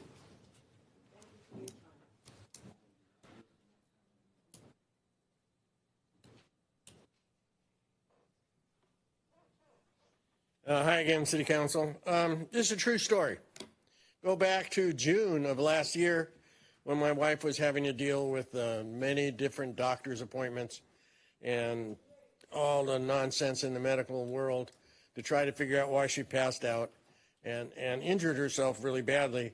Well, my little furry friend of 16 years and 11 months crawled into my arms, looked at me for 2 minutes as if to say goodbye, and turned around and passed away. Add that to everything that my wife was going through, and she was totally devastated. And I decided I got to go find her another friend. And I tried in several ways. And one of the ways I tried was adoptions through some of the nonprofits and through the shelter.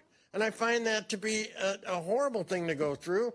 And it would take almost 3 months of interviews and having them come over and look at my house and signing away my rights and all the nonsense.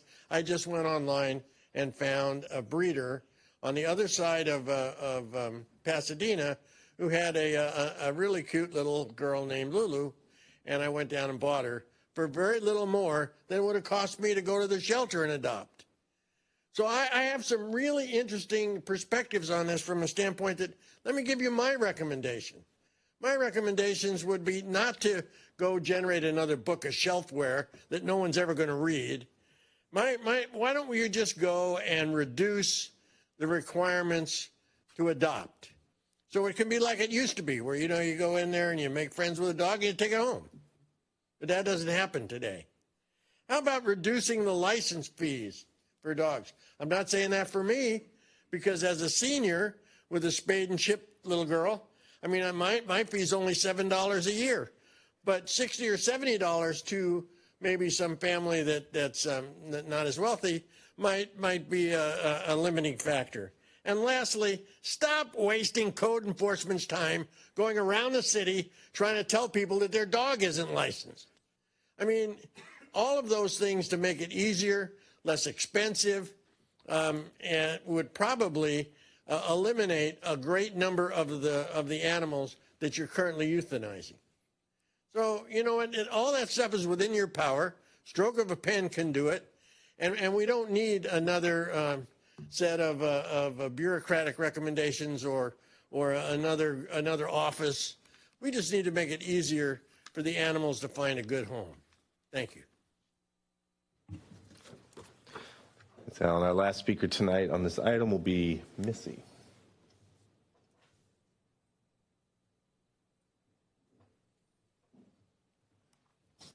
Good evening again. Questions. I understood that questions would be taken, so please share the cost for this consultant study. I'd appreciate that. It was interesting that the study recommends for city communication, using the city communication platforms to provide resources and information. That seems pretty good. It seems like the information should be accurate, but that seems easy to do, and perhaps that's something that could be moved forward on tonight. I'm not an expert on this topic. I grew up with pets. I love pets. But this is what I've found, that regular people with passion can solve problems better than government. Or to say it another way, why government needs regular passionate people to find better solutions. So it seems like a partnership could be had here, and probably more communication, like some were requesting, could be part of the solution. But again, passionate people, there's no replacing passionate people to really solve the problem themselves. So both can work together. Thanks. Thanks, Ms. Sierra. Sorry, I had one more speaker on this item. Douglas?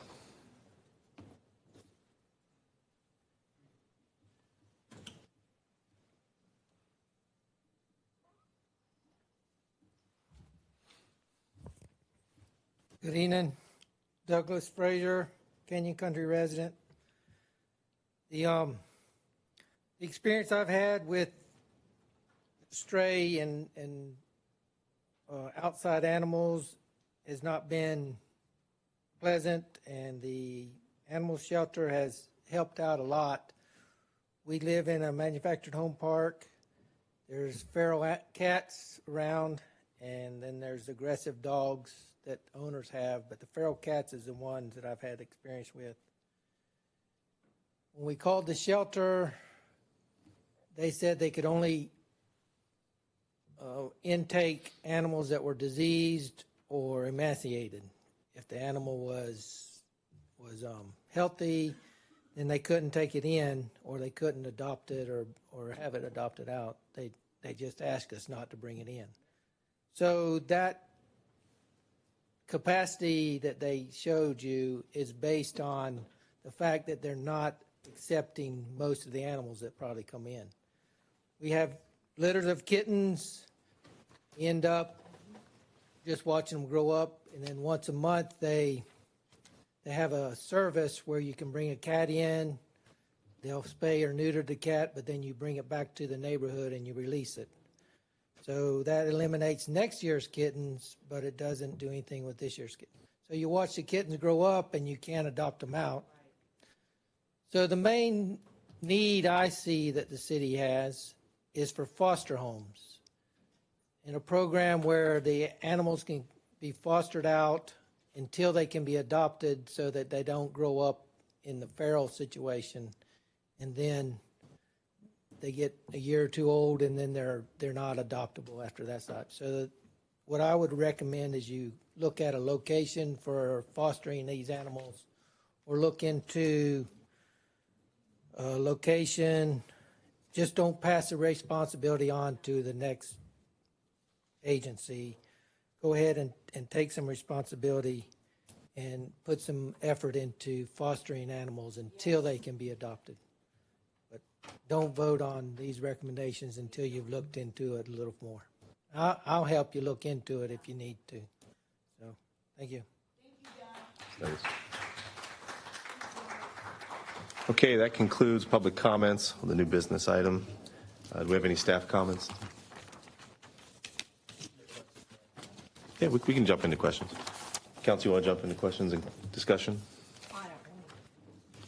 I don't really have questions. I have spent my entire life in animal rescue and have rescued thousands of dogs, cats, horses, donkeys, pigs, goats at my home. And I have spent a great many years with the Animal Care Foundation, which supports, and I believe you have most of the programs listed. And when you get an envelope from the Animal Care Foundation, it says, Faithful Friends, they are funding programs that are helping the shelter animals. And it's grooming programs for animals that have been brutally treated, that are matted to the skin, and you can't even tell what kind of an animal it is. They help with medical treatment for animals that can't find the owner, and you need special medical that the county vet wouldn't have, so they're sent out to a regular vet to save their lives. They work to created grooming, mobile veterinarian vehicles, emergency evacuation centers, emergency evacuation vehicles, shock clinics. Those are all things, programs that are amazing. I think staff has looked at those. I believe Tracy has seen most of that. The fact is that those programs can be expanded and would dramatically help the Castaic shelter, because you can direct right through that foundation right into the programs that are most needed, and that will change from time to time. Like this, maybe one year it's dogs, one year it's cats, one year it's something else. But I would say that animals have never been the problem. The problem is us, and we all know that. And I did the animal cruelty law in the state of California with Senator Ed Davis. So every time someone is arrested for cruelty, that was 2 years of my life spent going back and forth to Sacramento to get that done. Wasn't easy. Before that, animals were considered personal property, and you could abuse them to any extent, and you could not be prosecuted. So as a result of spending that 2 years, I almost never see animal movies of any kind, because I'm so traumatized by that. But I rescue, I go to the shelter, I work on the foundation, and we have changed. Just the very fact that you are in the audience and you are asking for compassion for the animals says a great deal about how far we have come as people. You would not have seen that 25 years ago. You wouldn't have been there. I know this because I was here. And I want to just say a couple things. If I have 40 black labs at the shelter and 40 black cats, unless they're microchipped, I cannot tell you who they belong to. And one of our primary things has always been to get pets back to their owner. If you think dogs and cats don't know the difference, oh, they do. I've shipped them across the United States and seen the videos of when the animals are returned to their owner. And it's amazing. I took 4 dogs who had to be cared for 2 years. Unfortunately, their owner had to go to prison, and he did. And nobody in the United States, and there was a national call to help this man with those 4 dogs, and they were not what I'd call pretty dogs. They were just kind of 4 dogs, about 40 pounds apiece, and I had them for 2 years. The most interesting training for me was when that man got out of jail and he served his time and learned what he needed to learn, and he came to my home, and he came with his brother, and they went out. The dogs had not forgotten him, and they literally he got in the pen with him, and they just, for about a half an hour, they just licked his face. So they have long memories, and you can learn a lot from animals. So what I've learned is that we do need compassion. We also need to be sensible, because there are needs to have animals go to good homes, not just any home, a good home. I've gone to homes where they were very nice people, but there was no way that their yard had a fence that would keep a dog in. And we've all seen what happens when they get out on the street and they haven't been properly contained. I will tell you that for every unneutered, unspayed animal, you will euthanize thousands from that animal. Thousands. So, city, you want to step up the plate? You want to help stop it? We need to do more spay and neuter funding. You got to do it. You got to do it. And as far as the microchipping, well, that was done so we could get animals back to the true owner. And it was also done to keep people from stealing animals, which also happens, which is heartbreaking. It's very heartbreaking. I think almost everyone in this room that knows anything about animals knows about the puppy mills back east. It is the most atrocious and horrible disgrace in America. And they produce lots of pretty dogs. And most of them, every veterinarian will tell you, most of them are genetically defective from interbreeding. So I can't fix that. I'm sorry, can't fix that. I can help fix what's here, and that's what we're here to do. I know Marcia has always had dogs. She loves her dogs. And I've always had a lot of animals. My husband always says to me, he's kind of funny, he says, "You're not going to buy anything I have to feed, are you?" And I usually do. And I would just say we need to expand. You have some very good recommendations, all through 7, that are good, and we can expand all of those. I just want everybody to know that TNR is trap, neuter, and release, and that's for feral cats for the most part, and you get their ears V'd so that we don't have to check and see if they've been neutered or spayed again. And it's a kind thing to do to try to let them live as long as they can. I have a lot of scars on my hands. Those scars are from feral cats, and I have saved a lot of them. Some of them have become the best kitties I have ever known. And it's okay, Ken, you don't have to adopt one of those.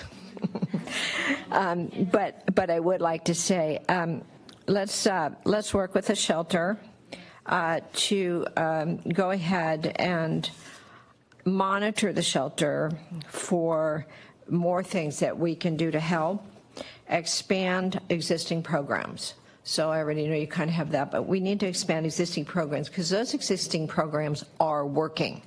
They just need better funding, more information out about them. I'd really like to see us find an off-site location like we had at the mall where people could go, and a lot of people get very emotional going to the shelter. I think we all do, but most of us know that we need to go. But there is a way to have adoptable animals at an off-site location where people can go, and with today's technology, you can view every animal. And so I'd like to see us do that. I would like to make sure that we have grants available where needed for programs that are very specific. Especially, let's do more animal adoption events. I know the department's about to do one end of May. They're going to do a big one, probably over at Hart Park.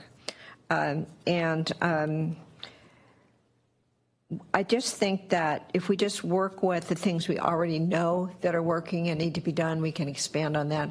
And I like to kind of leave it as an open that you're going to see things as you observe and you work through this. We have a brand new shelter out in Palmdale that's been very well. It's been very difficult working with Lancaster because it's very, very old. And so Castaic needs some upgrades. I'd like to see us do that. I, by the way, built the cat facility in Castaic. I personally had it built. And people loved it because then they could go sit in a room with a cat that wasn't in a cage. Kitties really don't respond very well when you reach into a cage. It's just, that's how I got my scratches. But that's worked, and there are meeting areas where people can be introduced to the dog and work with it, see how it interacts with their family. Maybe we need a little more of that. And I know that through the foundation, through the work with the city, through expanding volunteer programs, and through working with all the different medias you have, I think we can have a really first-class shelter in the United States. I know we can, because we're good. Let's not rebirth it. Let us just embellish it. And that's what I know, and I'll listen to the rest of you. Thank you, Councilmember. Councilwoman? Sure. Sure. You mentioned the pet shop in the mall, and I know that very well because my family, Danielle Coet, who's a friend of Cindy's, ran that pet shop. She spent probably 24/7 trying to make that work. It was very difficult, but it was a wonderful place for people to go. So we just need somebody out here to take on what she took on and make it happen. It was a wonderful, wonderful place. So I would try to do whatever we can to have that happen again. I think we need to ask the county to step up. It's their facility, and the more money we put into it, the less they will, because this is not speaking against our county supervisor, Catherine Barger, because, she tries really hard. But overall, the county needs to step up. If the shelter needs to be expanded, they need to step up, for goodness sakes. And so I would be very much in favor of, a bunch of us should go down there now that they've opened it up and ask them to step up. I'm concerned about the report. Why is there such a discrepancy between people who say those figures are absolutely false and made up? I'm wondering if the consultant wouldn't mind coming up and say how they got those figures, what they did to get those figures, and make me a little more comfortable. Yeah. Councilman, City Manager, did we have someone from Animal Care here as well? Yes, that's what I was going to say, that the consultant is here, but the consultant got the data directly from the county. So if there's a question about the veracity of the data, the county should probably address that question. Okay, I'm fine with that. Okay. Yeah, please. I think they're coming up.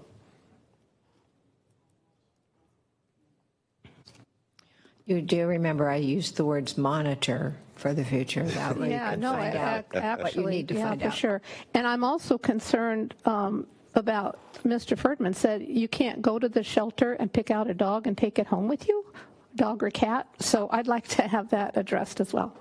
Thank you. I'm Marcia Mayetta. I'm the Director of Animal Care and Control for Los Angeles County.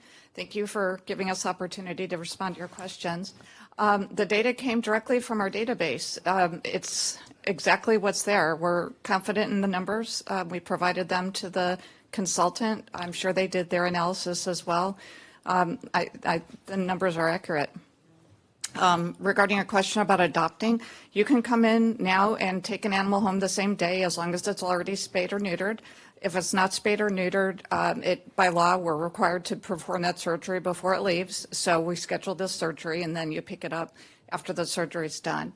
Now, during the pandemic, it might have been more difficult because at certain points we were limiting traffic flow through for public health reasons, but that's not the case any longer. I know that several years ago when we would adopt from the shelter, we didn't have to leave the dog there. We could take it, and then we're given a kind of a kit or whatever to take it to a vet and have it done, so the dog didn't have to stay there. That's no longer the case? That hasn't been the case for many, many years. If that happened to you, it might have been that the dog was not healthy enough for surgery. So in those cases, we do allow them to go out on what we call a trust deposit, and you're given an order to comply because it is state law to get that done. You're asked to put down a deposit of, I think it's $40, which you get refunded once you show proof of the sterilization. And we still do that today. If the animals are too thin or they have an upper respiratory infection or for some reason aren't suitable surgery candidates right now, they can go on a trust waiver. Okay, and this is kind of, I don't know if this is way out there or not, but I know that at the Board of Supervisors meetings, they always have a little dog or cat there, and they get tons of people wanting to adopt that animal. I'm wondering, would you be willing to bring one to our council meetings and we could do the same thing? Oh, we'd love to. Okay, maybe we can talk about that if the rest of the council is okay with that. But the recommendations, thank you. Okay. The recommendations that were made, I think, will help with many of the things that were brought up, expanding our work and helping with the Castaic Animal Shelter. But and then providing grants to some of the nonprofits, making sure that we do it through the grant program so that we understand where the money's being spent and such. So I would be fine with that. But I do think we need more work. We need to take a little more time and figure out exactly what we're able to do and how we're able to help, and have those people that are so upset with our report, maybe speak with them, have a meeting or something to corroborate those figures. If they're coming right from the shelter, I don't know how they wouldn't be accurate. So that's what I think. Thank you, Councilman. Mayor Pro Tem. Thank you, Mayor. And not to belabor the comments that we've already heard, but I think I look at the recommendations really as a starting point, not an end point. And we use these 5 different recommendations kind of as a guide, and would like to continue with evaluating, putting more detail to them, and again, whether through a council subcommittee or other proper structure, to build that out. When we talk about, I think from what I'm hearing, I think the council in general is going to be supportive of adopting these recommendations, but again, wanting to build on it. So when we talk about a grant program, I think that's a great idea. What are the parameters for that? Is it strictly for adoption? Would there be grants for spay and neutering, for fostering? Those type of details that would be important. And so I think again that putting those to use as a guide for us, I think is a great start, and again, not by any means an end point, but a place for us to begin our efforts here. Councilman. I have one more thing. And I've had this discussion with the foundation, with Director Marcia Maeda. One of the things we continue to run into is, there is backyard breeding, and there are just accidents out there with puppies and dogs. And then the public has an animal that maybe they can't afford to spay or neuter. And we talked about having some of the veterinarians that are animal control vets maybe be available on a weekend program to where we could support and offer spay and neuter from those vets at a facility where we already have the surgical place for operations. And you'd need grants for that, but we do have the facilities to do it. We do have vets that can do it. That is a big problem in every community. I know it certainly is here, and people call and they, can you do my dog? Well, unless we have that program operating, no. So I think that's one of the other programs we could look at that would help really bring down the long-term problem by helping these people get their animal spay or neuter, because, vets are very expensive for that today. It didn't used to be, but it is today. And I worked with pet assistants for years on vouchers, and a $10 or $20 or $30 voucher meant all the world to them. So I'd like to do that. And I think you got down all the other things that I recommended. I'm sure you did. So I'm thrilled with the input from the public, council's input. So I'd like to go ahead and move the recommendation with, for the city staff, that the city staff gave us all those recommendations, including the other things that I brought up and were added in, and let us move forward and have a great relationship with our furry friends and our Department of Animal Care and Control. Good. I think all we are doing is providing directions to staff, right? Well, there was a motion to, I believe it's to agree with the recommendations to move forward with that investigation on how we can support based on these items here under the agenda item. So that gives them the direction to continue developing based on these recommendations and building out. And the other recommendations. Right, building out additional items, details that we can build into, this is new for the city. So again, giving these guidelines, I think they need to to kind of, no pun intended, guide their next steps. Well, as long as we put in there, this is a starting point, as No, you said. 100%. Yes, 100% agree. The word monitoring. That starting point. And I'm hoping somebody was writing down everything that we said. The camera's recording. All righty. It's in the cloud. Need a In second. the cloud. So we had a motion saying before we take the vote, just the one addition I want to make is I'm fine with how we're moving with council. I would be interested in when we look at the grants at possibly looking at a month or week, whatever it's going to be, for supporting like the City of Santa Clarita Adoption Day to help with the adoption fees. Because that was an interesting thing when I adopted a pet from Castaic. You think you're walking out and I think it was $150 at the time. You go, wait, I'm here to adopt an animal. That felt weird. But I mean, it is what it is. There are costs, but if we could also look at grants to support that as well, I think that'd be great. And then to the speakers who had issues with the data, the only thing I would say is, bring the information, bring the data. Don't just say you have it. Share it, because I had asked for, in the email conversation, I'd asked for that data because I wanted to compare it. And I know that they're in the weeds just like DACC is, so I'd like to see it both. So I don't want to act like we're dismissing it, but we do want to move forward with strong recommendations. So I appreciate the council's support. Councilwoman, before we Just go. one more thing. Yeah. I'd be interested to find out exactly what the county puts into the programs that you're talking about, because I'm assuming that they do have programs, and then maybe we could do some kind of a match or something. But I don't, like I said before, the more we give, the less the county's going to give. And I don't mind a match, but I don't want them turning it all over to us. I think that would be not very good. Very good. And it would make the money that is spent the same rather than adding to it. So that's something I feel very strongly about. So we had a motion. I don't know if I did second it. I don't know if you. Very good. Okay. Yes. So. Okay. So we had a motion from Councilmember West, second from Mayor Pro Tem Smythe. Yes. City Clerk, please call the roll. Councilmember West, Aye. Councilwoman McLean, Yes. Councilmember Miranda, Yes. Mayor Pro Tem Smythe, Aye. Mayor Gibbs. Aye. Okay, thank you, council. Okay, with that, I believe we're moving to consent.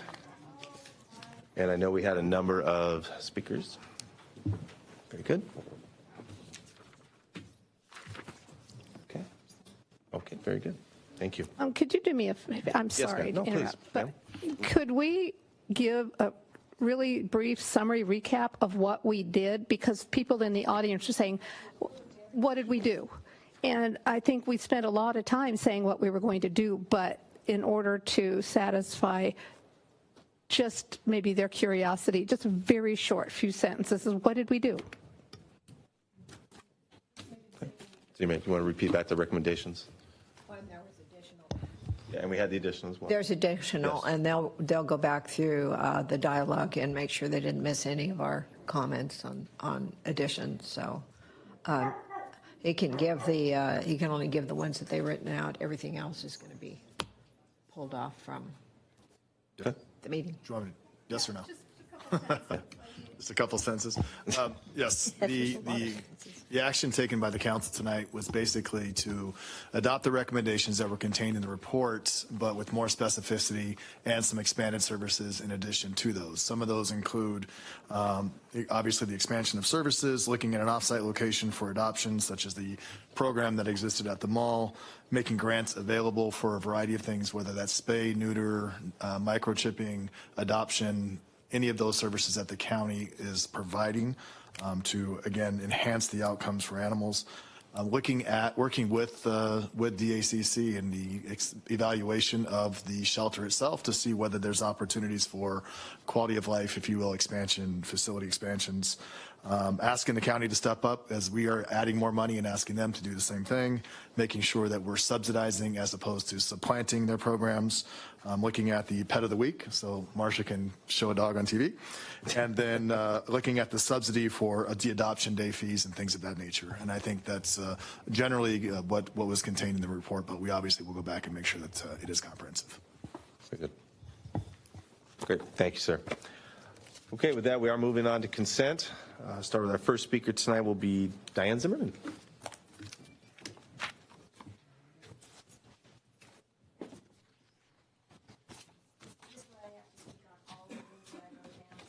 Yes, ma'am, but one at a time.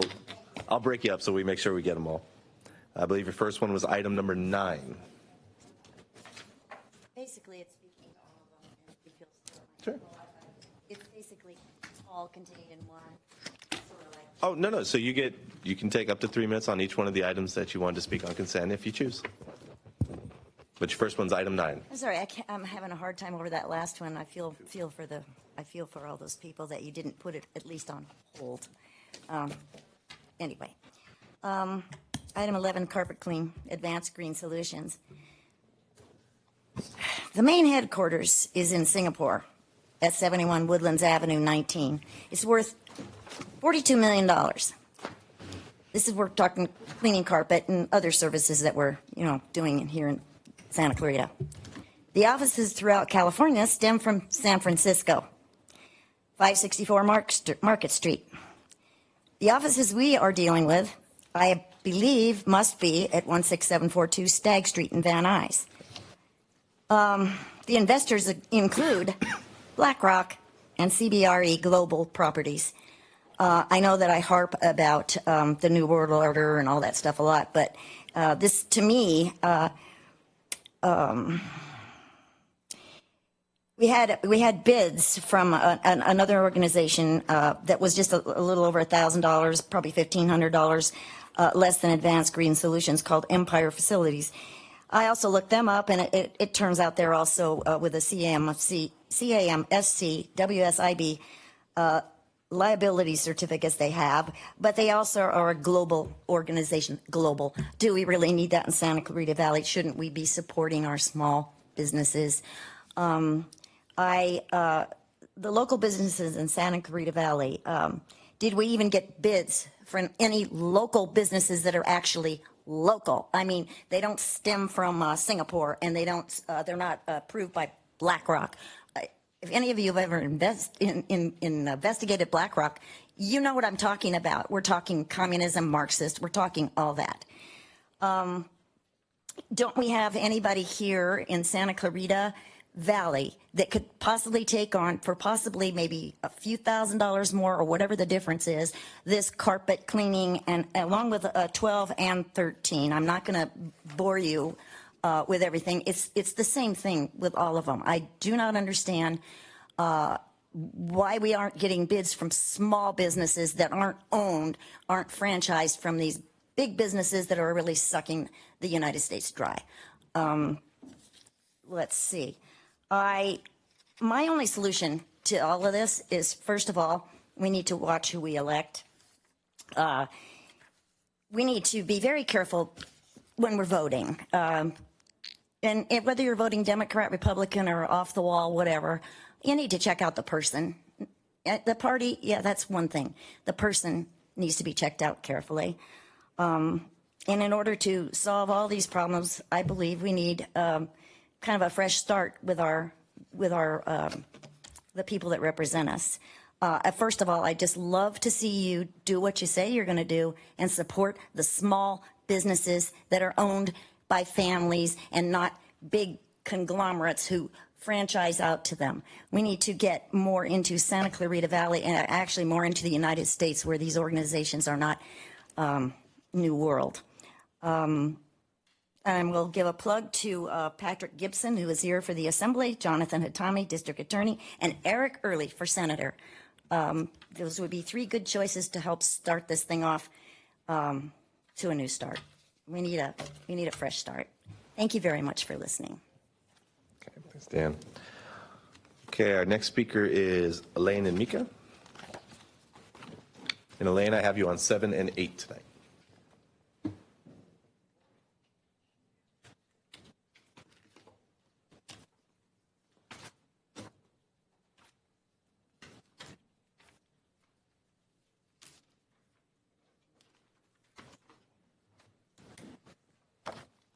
Okay, we'll do 7.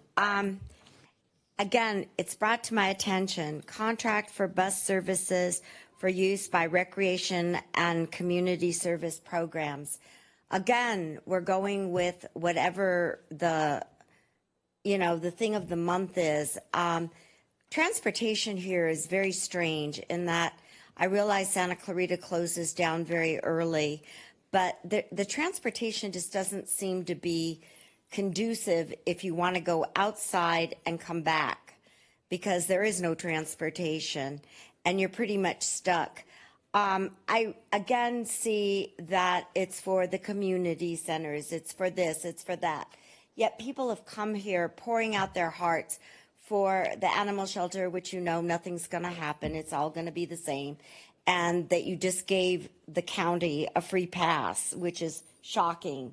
And it just bothers me that you always are talking about how you care about the people of Santa Clarita, yet all the people from Santa Clarita who come, who really are fighting your fight and sticking up for you and sticking up for everybody, get nothing. I mean, another bus for a community center, another park. I mean, people are talking about animals. They're talking about their voting rights. They're talking about everything. And, you know, you're going to give more money to another bus to go to the community center during the day. There's no nightlife here. And I've been complaining about it forever, and it falls on deaf ears. Everything I've ever brought to you has been shut down. I mean, even including the star on the Walk of Fame, when I said I could get you real celebrities who will show up, nothing, deaf ears. And it gets really frustrating for the people who come up here and really are trying to help you help us. Maybe you take your surveys that nobody seems to know where they are or when they're taken, and none of us here have ever had a survey, yet you'll do all these things. So I don't know where the data comes from, but I think it's time that maybe you reached out to people more instead of relying on certain organizations or contractors or consultants. Because if people really have an issue, they'll come forward. And the people who have really had issues have come forward, but it falls on deaf ears every single time. So I say, open your hearts, listen, open your ears.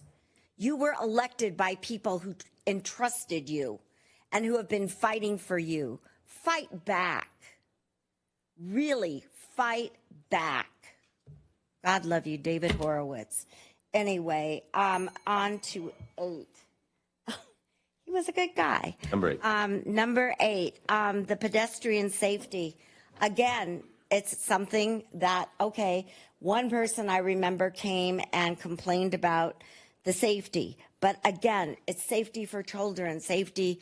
There was one adult woman who had an issue.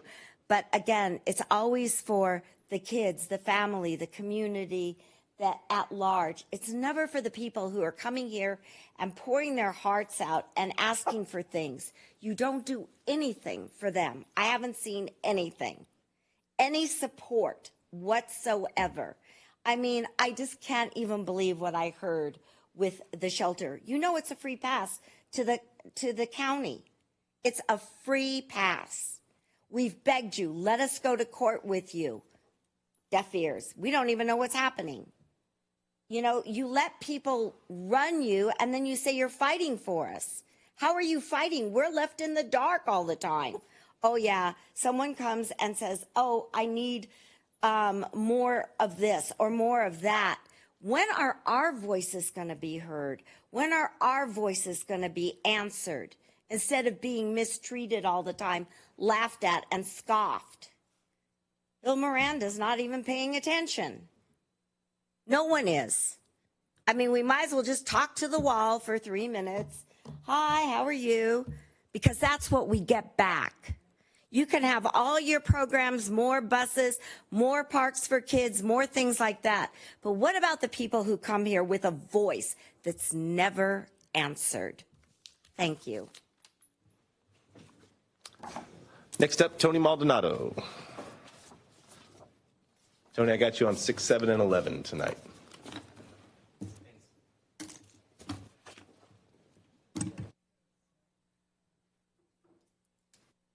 Hi. No. Regarding number 6, I just have a few questions regarding 6. One, for instance, what is the asset mix of the investments that we have at the present time?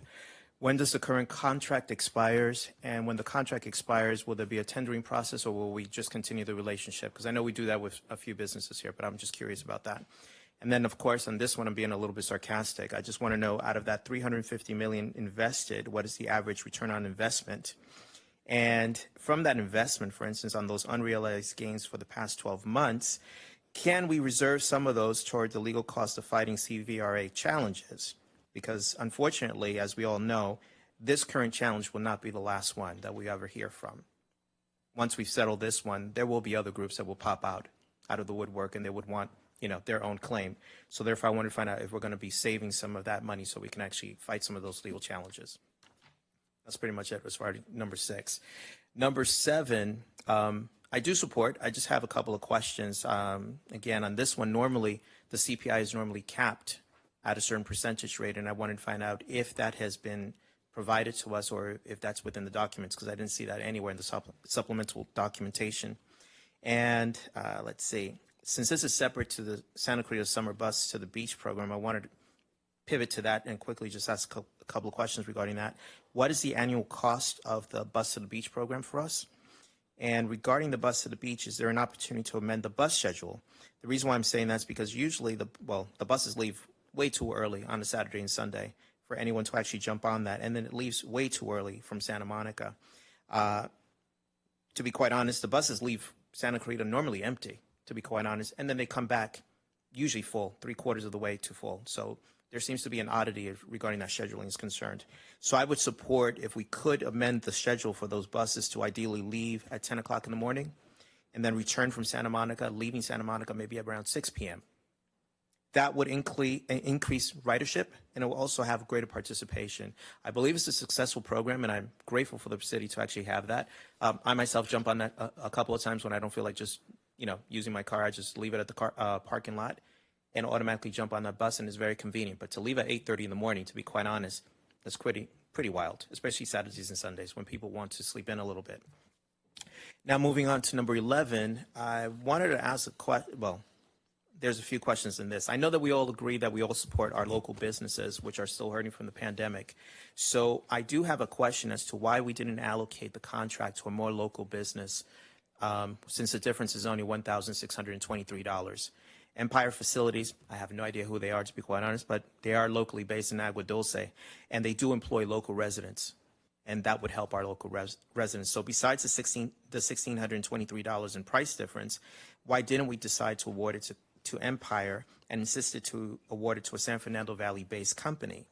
Is this San Fernando-based company employ local employees? If so, then I support that. But if they're not doing that, then I think we should pivot and go to Empire because, of course, they're supporting our local group, our local individuals here. So that's pretty much my comments regarding that. And thank you. Thank you, Tony. Okay, our next speaker tonight is Douglas.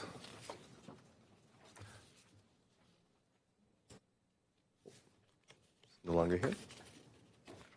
Okay. Then our last speaker this evening will be Missy. Missy left as well. Okay, thank you. That concludes public comment. City Manager, any comments, please? Sure. Thank you, Mayor and members of the City Council. Just a few comments because I know some of these questions have come up before. The City of Santa Clarita and the Council has had a strong bias towards supporting local businesses for decades. The Economic Development Corporation often reaches out to businesses trying to engage them to participate in the bidding process whenever possible. Oftentimes, smaller businesses don't have the resources or the wherewithal to go through some of the reporting requirements that some of the funding comes with, so that's one of the reasons we're here, but we are reaching out to them often. The council did adopt a business-friendly policy whereby on certain types of contracts, if a local company is within 10% of the bid, they are able to match the low bid, and then we're able to award it. If that provision is not in place, unfortunately, as a city government, we are required to go with the low bid unless there's an alternative process that is identified. Public works contracts are always low bid, and there is no flexibility in doing that. In regards to the one that Mr. Maldonado brought up, Agua Dulce is not a local business. Only businesses within the city of Santa Clarita are able to take advantage of that, and they often do. In regards to the buses for the youth, the buses are for the summer camps and the places that parents and working adults take their children during the day to provide alternative means to their schooling. So during the summer, oftentimes these programs are the only places kids have to go. So these buses actually provide recreational opportunities and transportation to things such as the camps and field trips and things of that nature.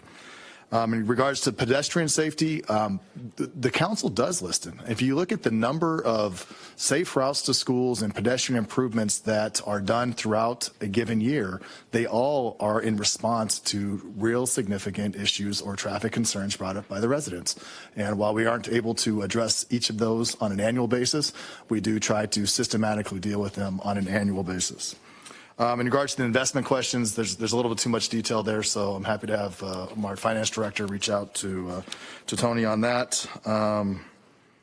I think that concludes my comments. Thank you.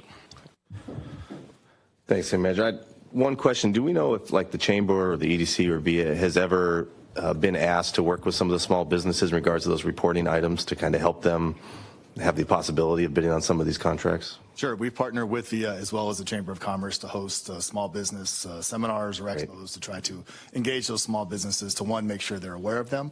Our whole bidding procedure, if you will, is online, so small businesses are able to register with the city. So every time any type of bid that comes out that matches the services that they may provide, we're proactively notifying them that those bids are available and asking that they do provide a bid on that.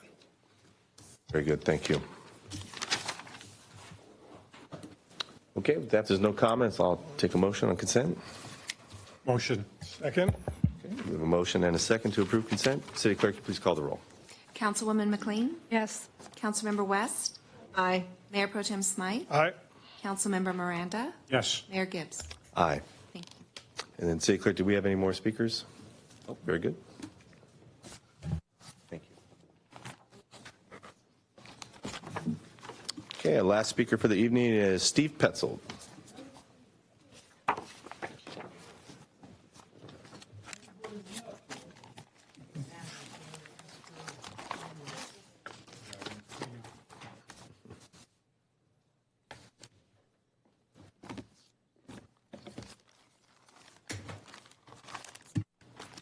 Yes, Mr. Mayor, I wanted to address several issues tonight. First of all, I did appreciate the planning department having the open house here to discuss the situation regarding the Westfield Mall, the special districts area. I thought it was done very well.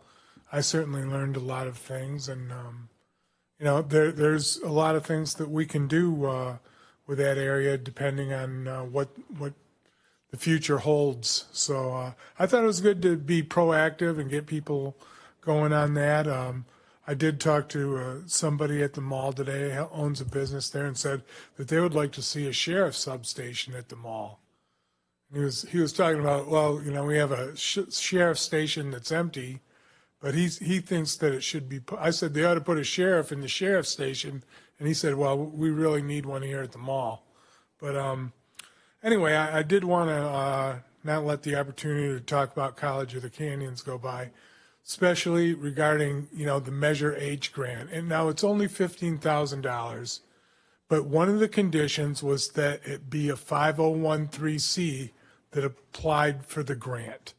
And so what they do is that they have the foundation apply for the grant, and then what happened is that the money goes to the college to do the study. And some people might say, big deal, at least the study got done. I don't even know if any of you ever looked at the study, but to me, there are other smaller organizations that are 501(c)s. When we voted for Measure H, when we heard about Measure H, we honestly thought that, well, I didn't believe it, but that was going to go to help the homeless that we see here in the community. And what the money went for was a study to build a dormitory in parking lot 6 for housing vulnerable students who don't live in our district. There is no need for a dormitory. To me, that was a waste. Respectfully, that was a waste of $15,000 to study. Do we need a dormitory for students here at College of the Canyons. So I would hope that you might modify that program, or the city staff that looks at those issues and say, does this organization really need the money? College of the Canyons does not need $15,000 to do a study to bring dormitories here. They could have written the check out of petty cash sitting in the chancellor's drawer in her office there. So I think you have to look at, who are you giving the money to? Do they really need the money? And could that money really go to the cause that we thought it was going to go to? Thank you. All right, thank you, Steve. All right, that concludes public comment tonight. With that, we are adjourned in honor of Curtis Kendall and Samuel Garcia. Have a good night, everybody.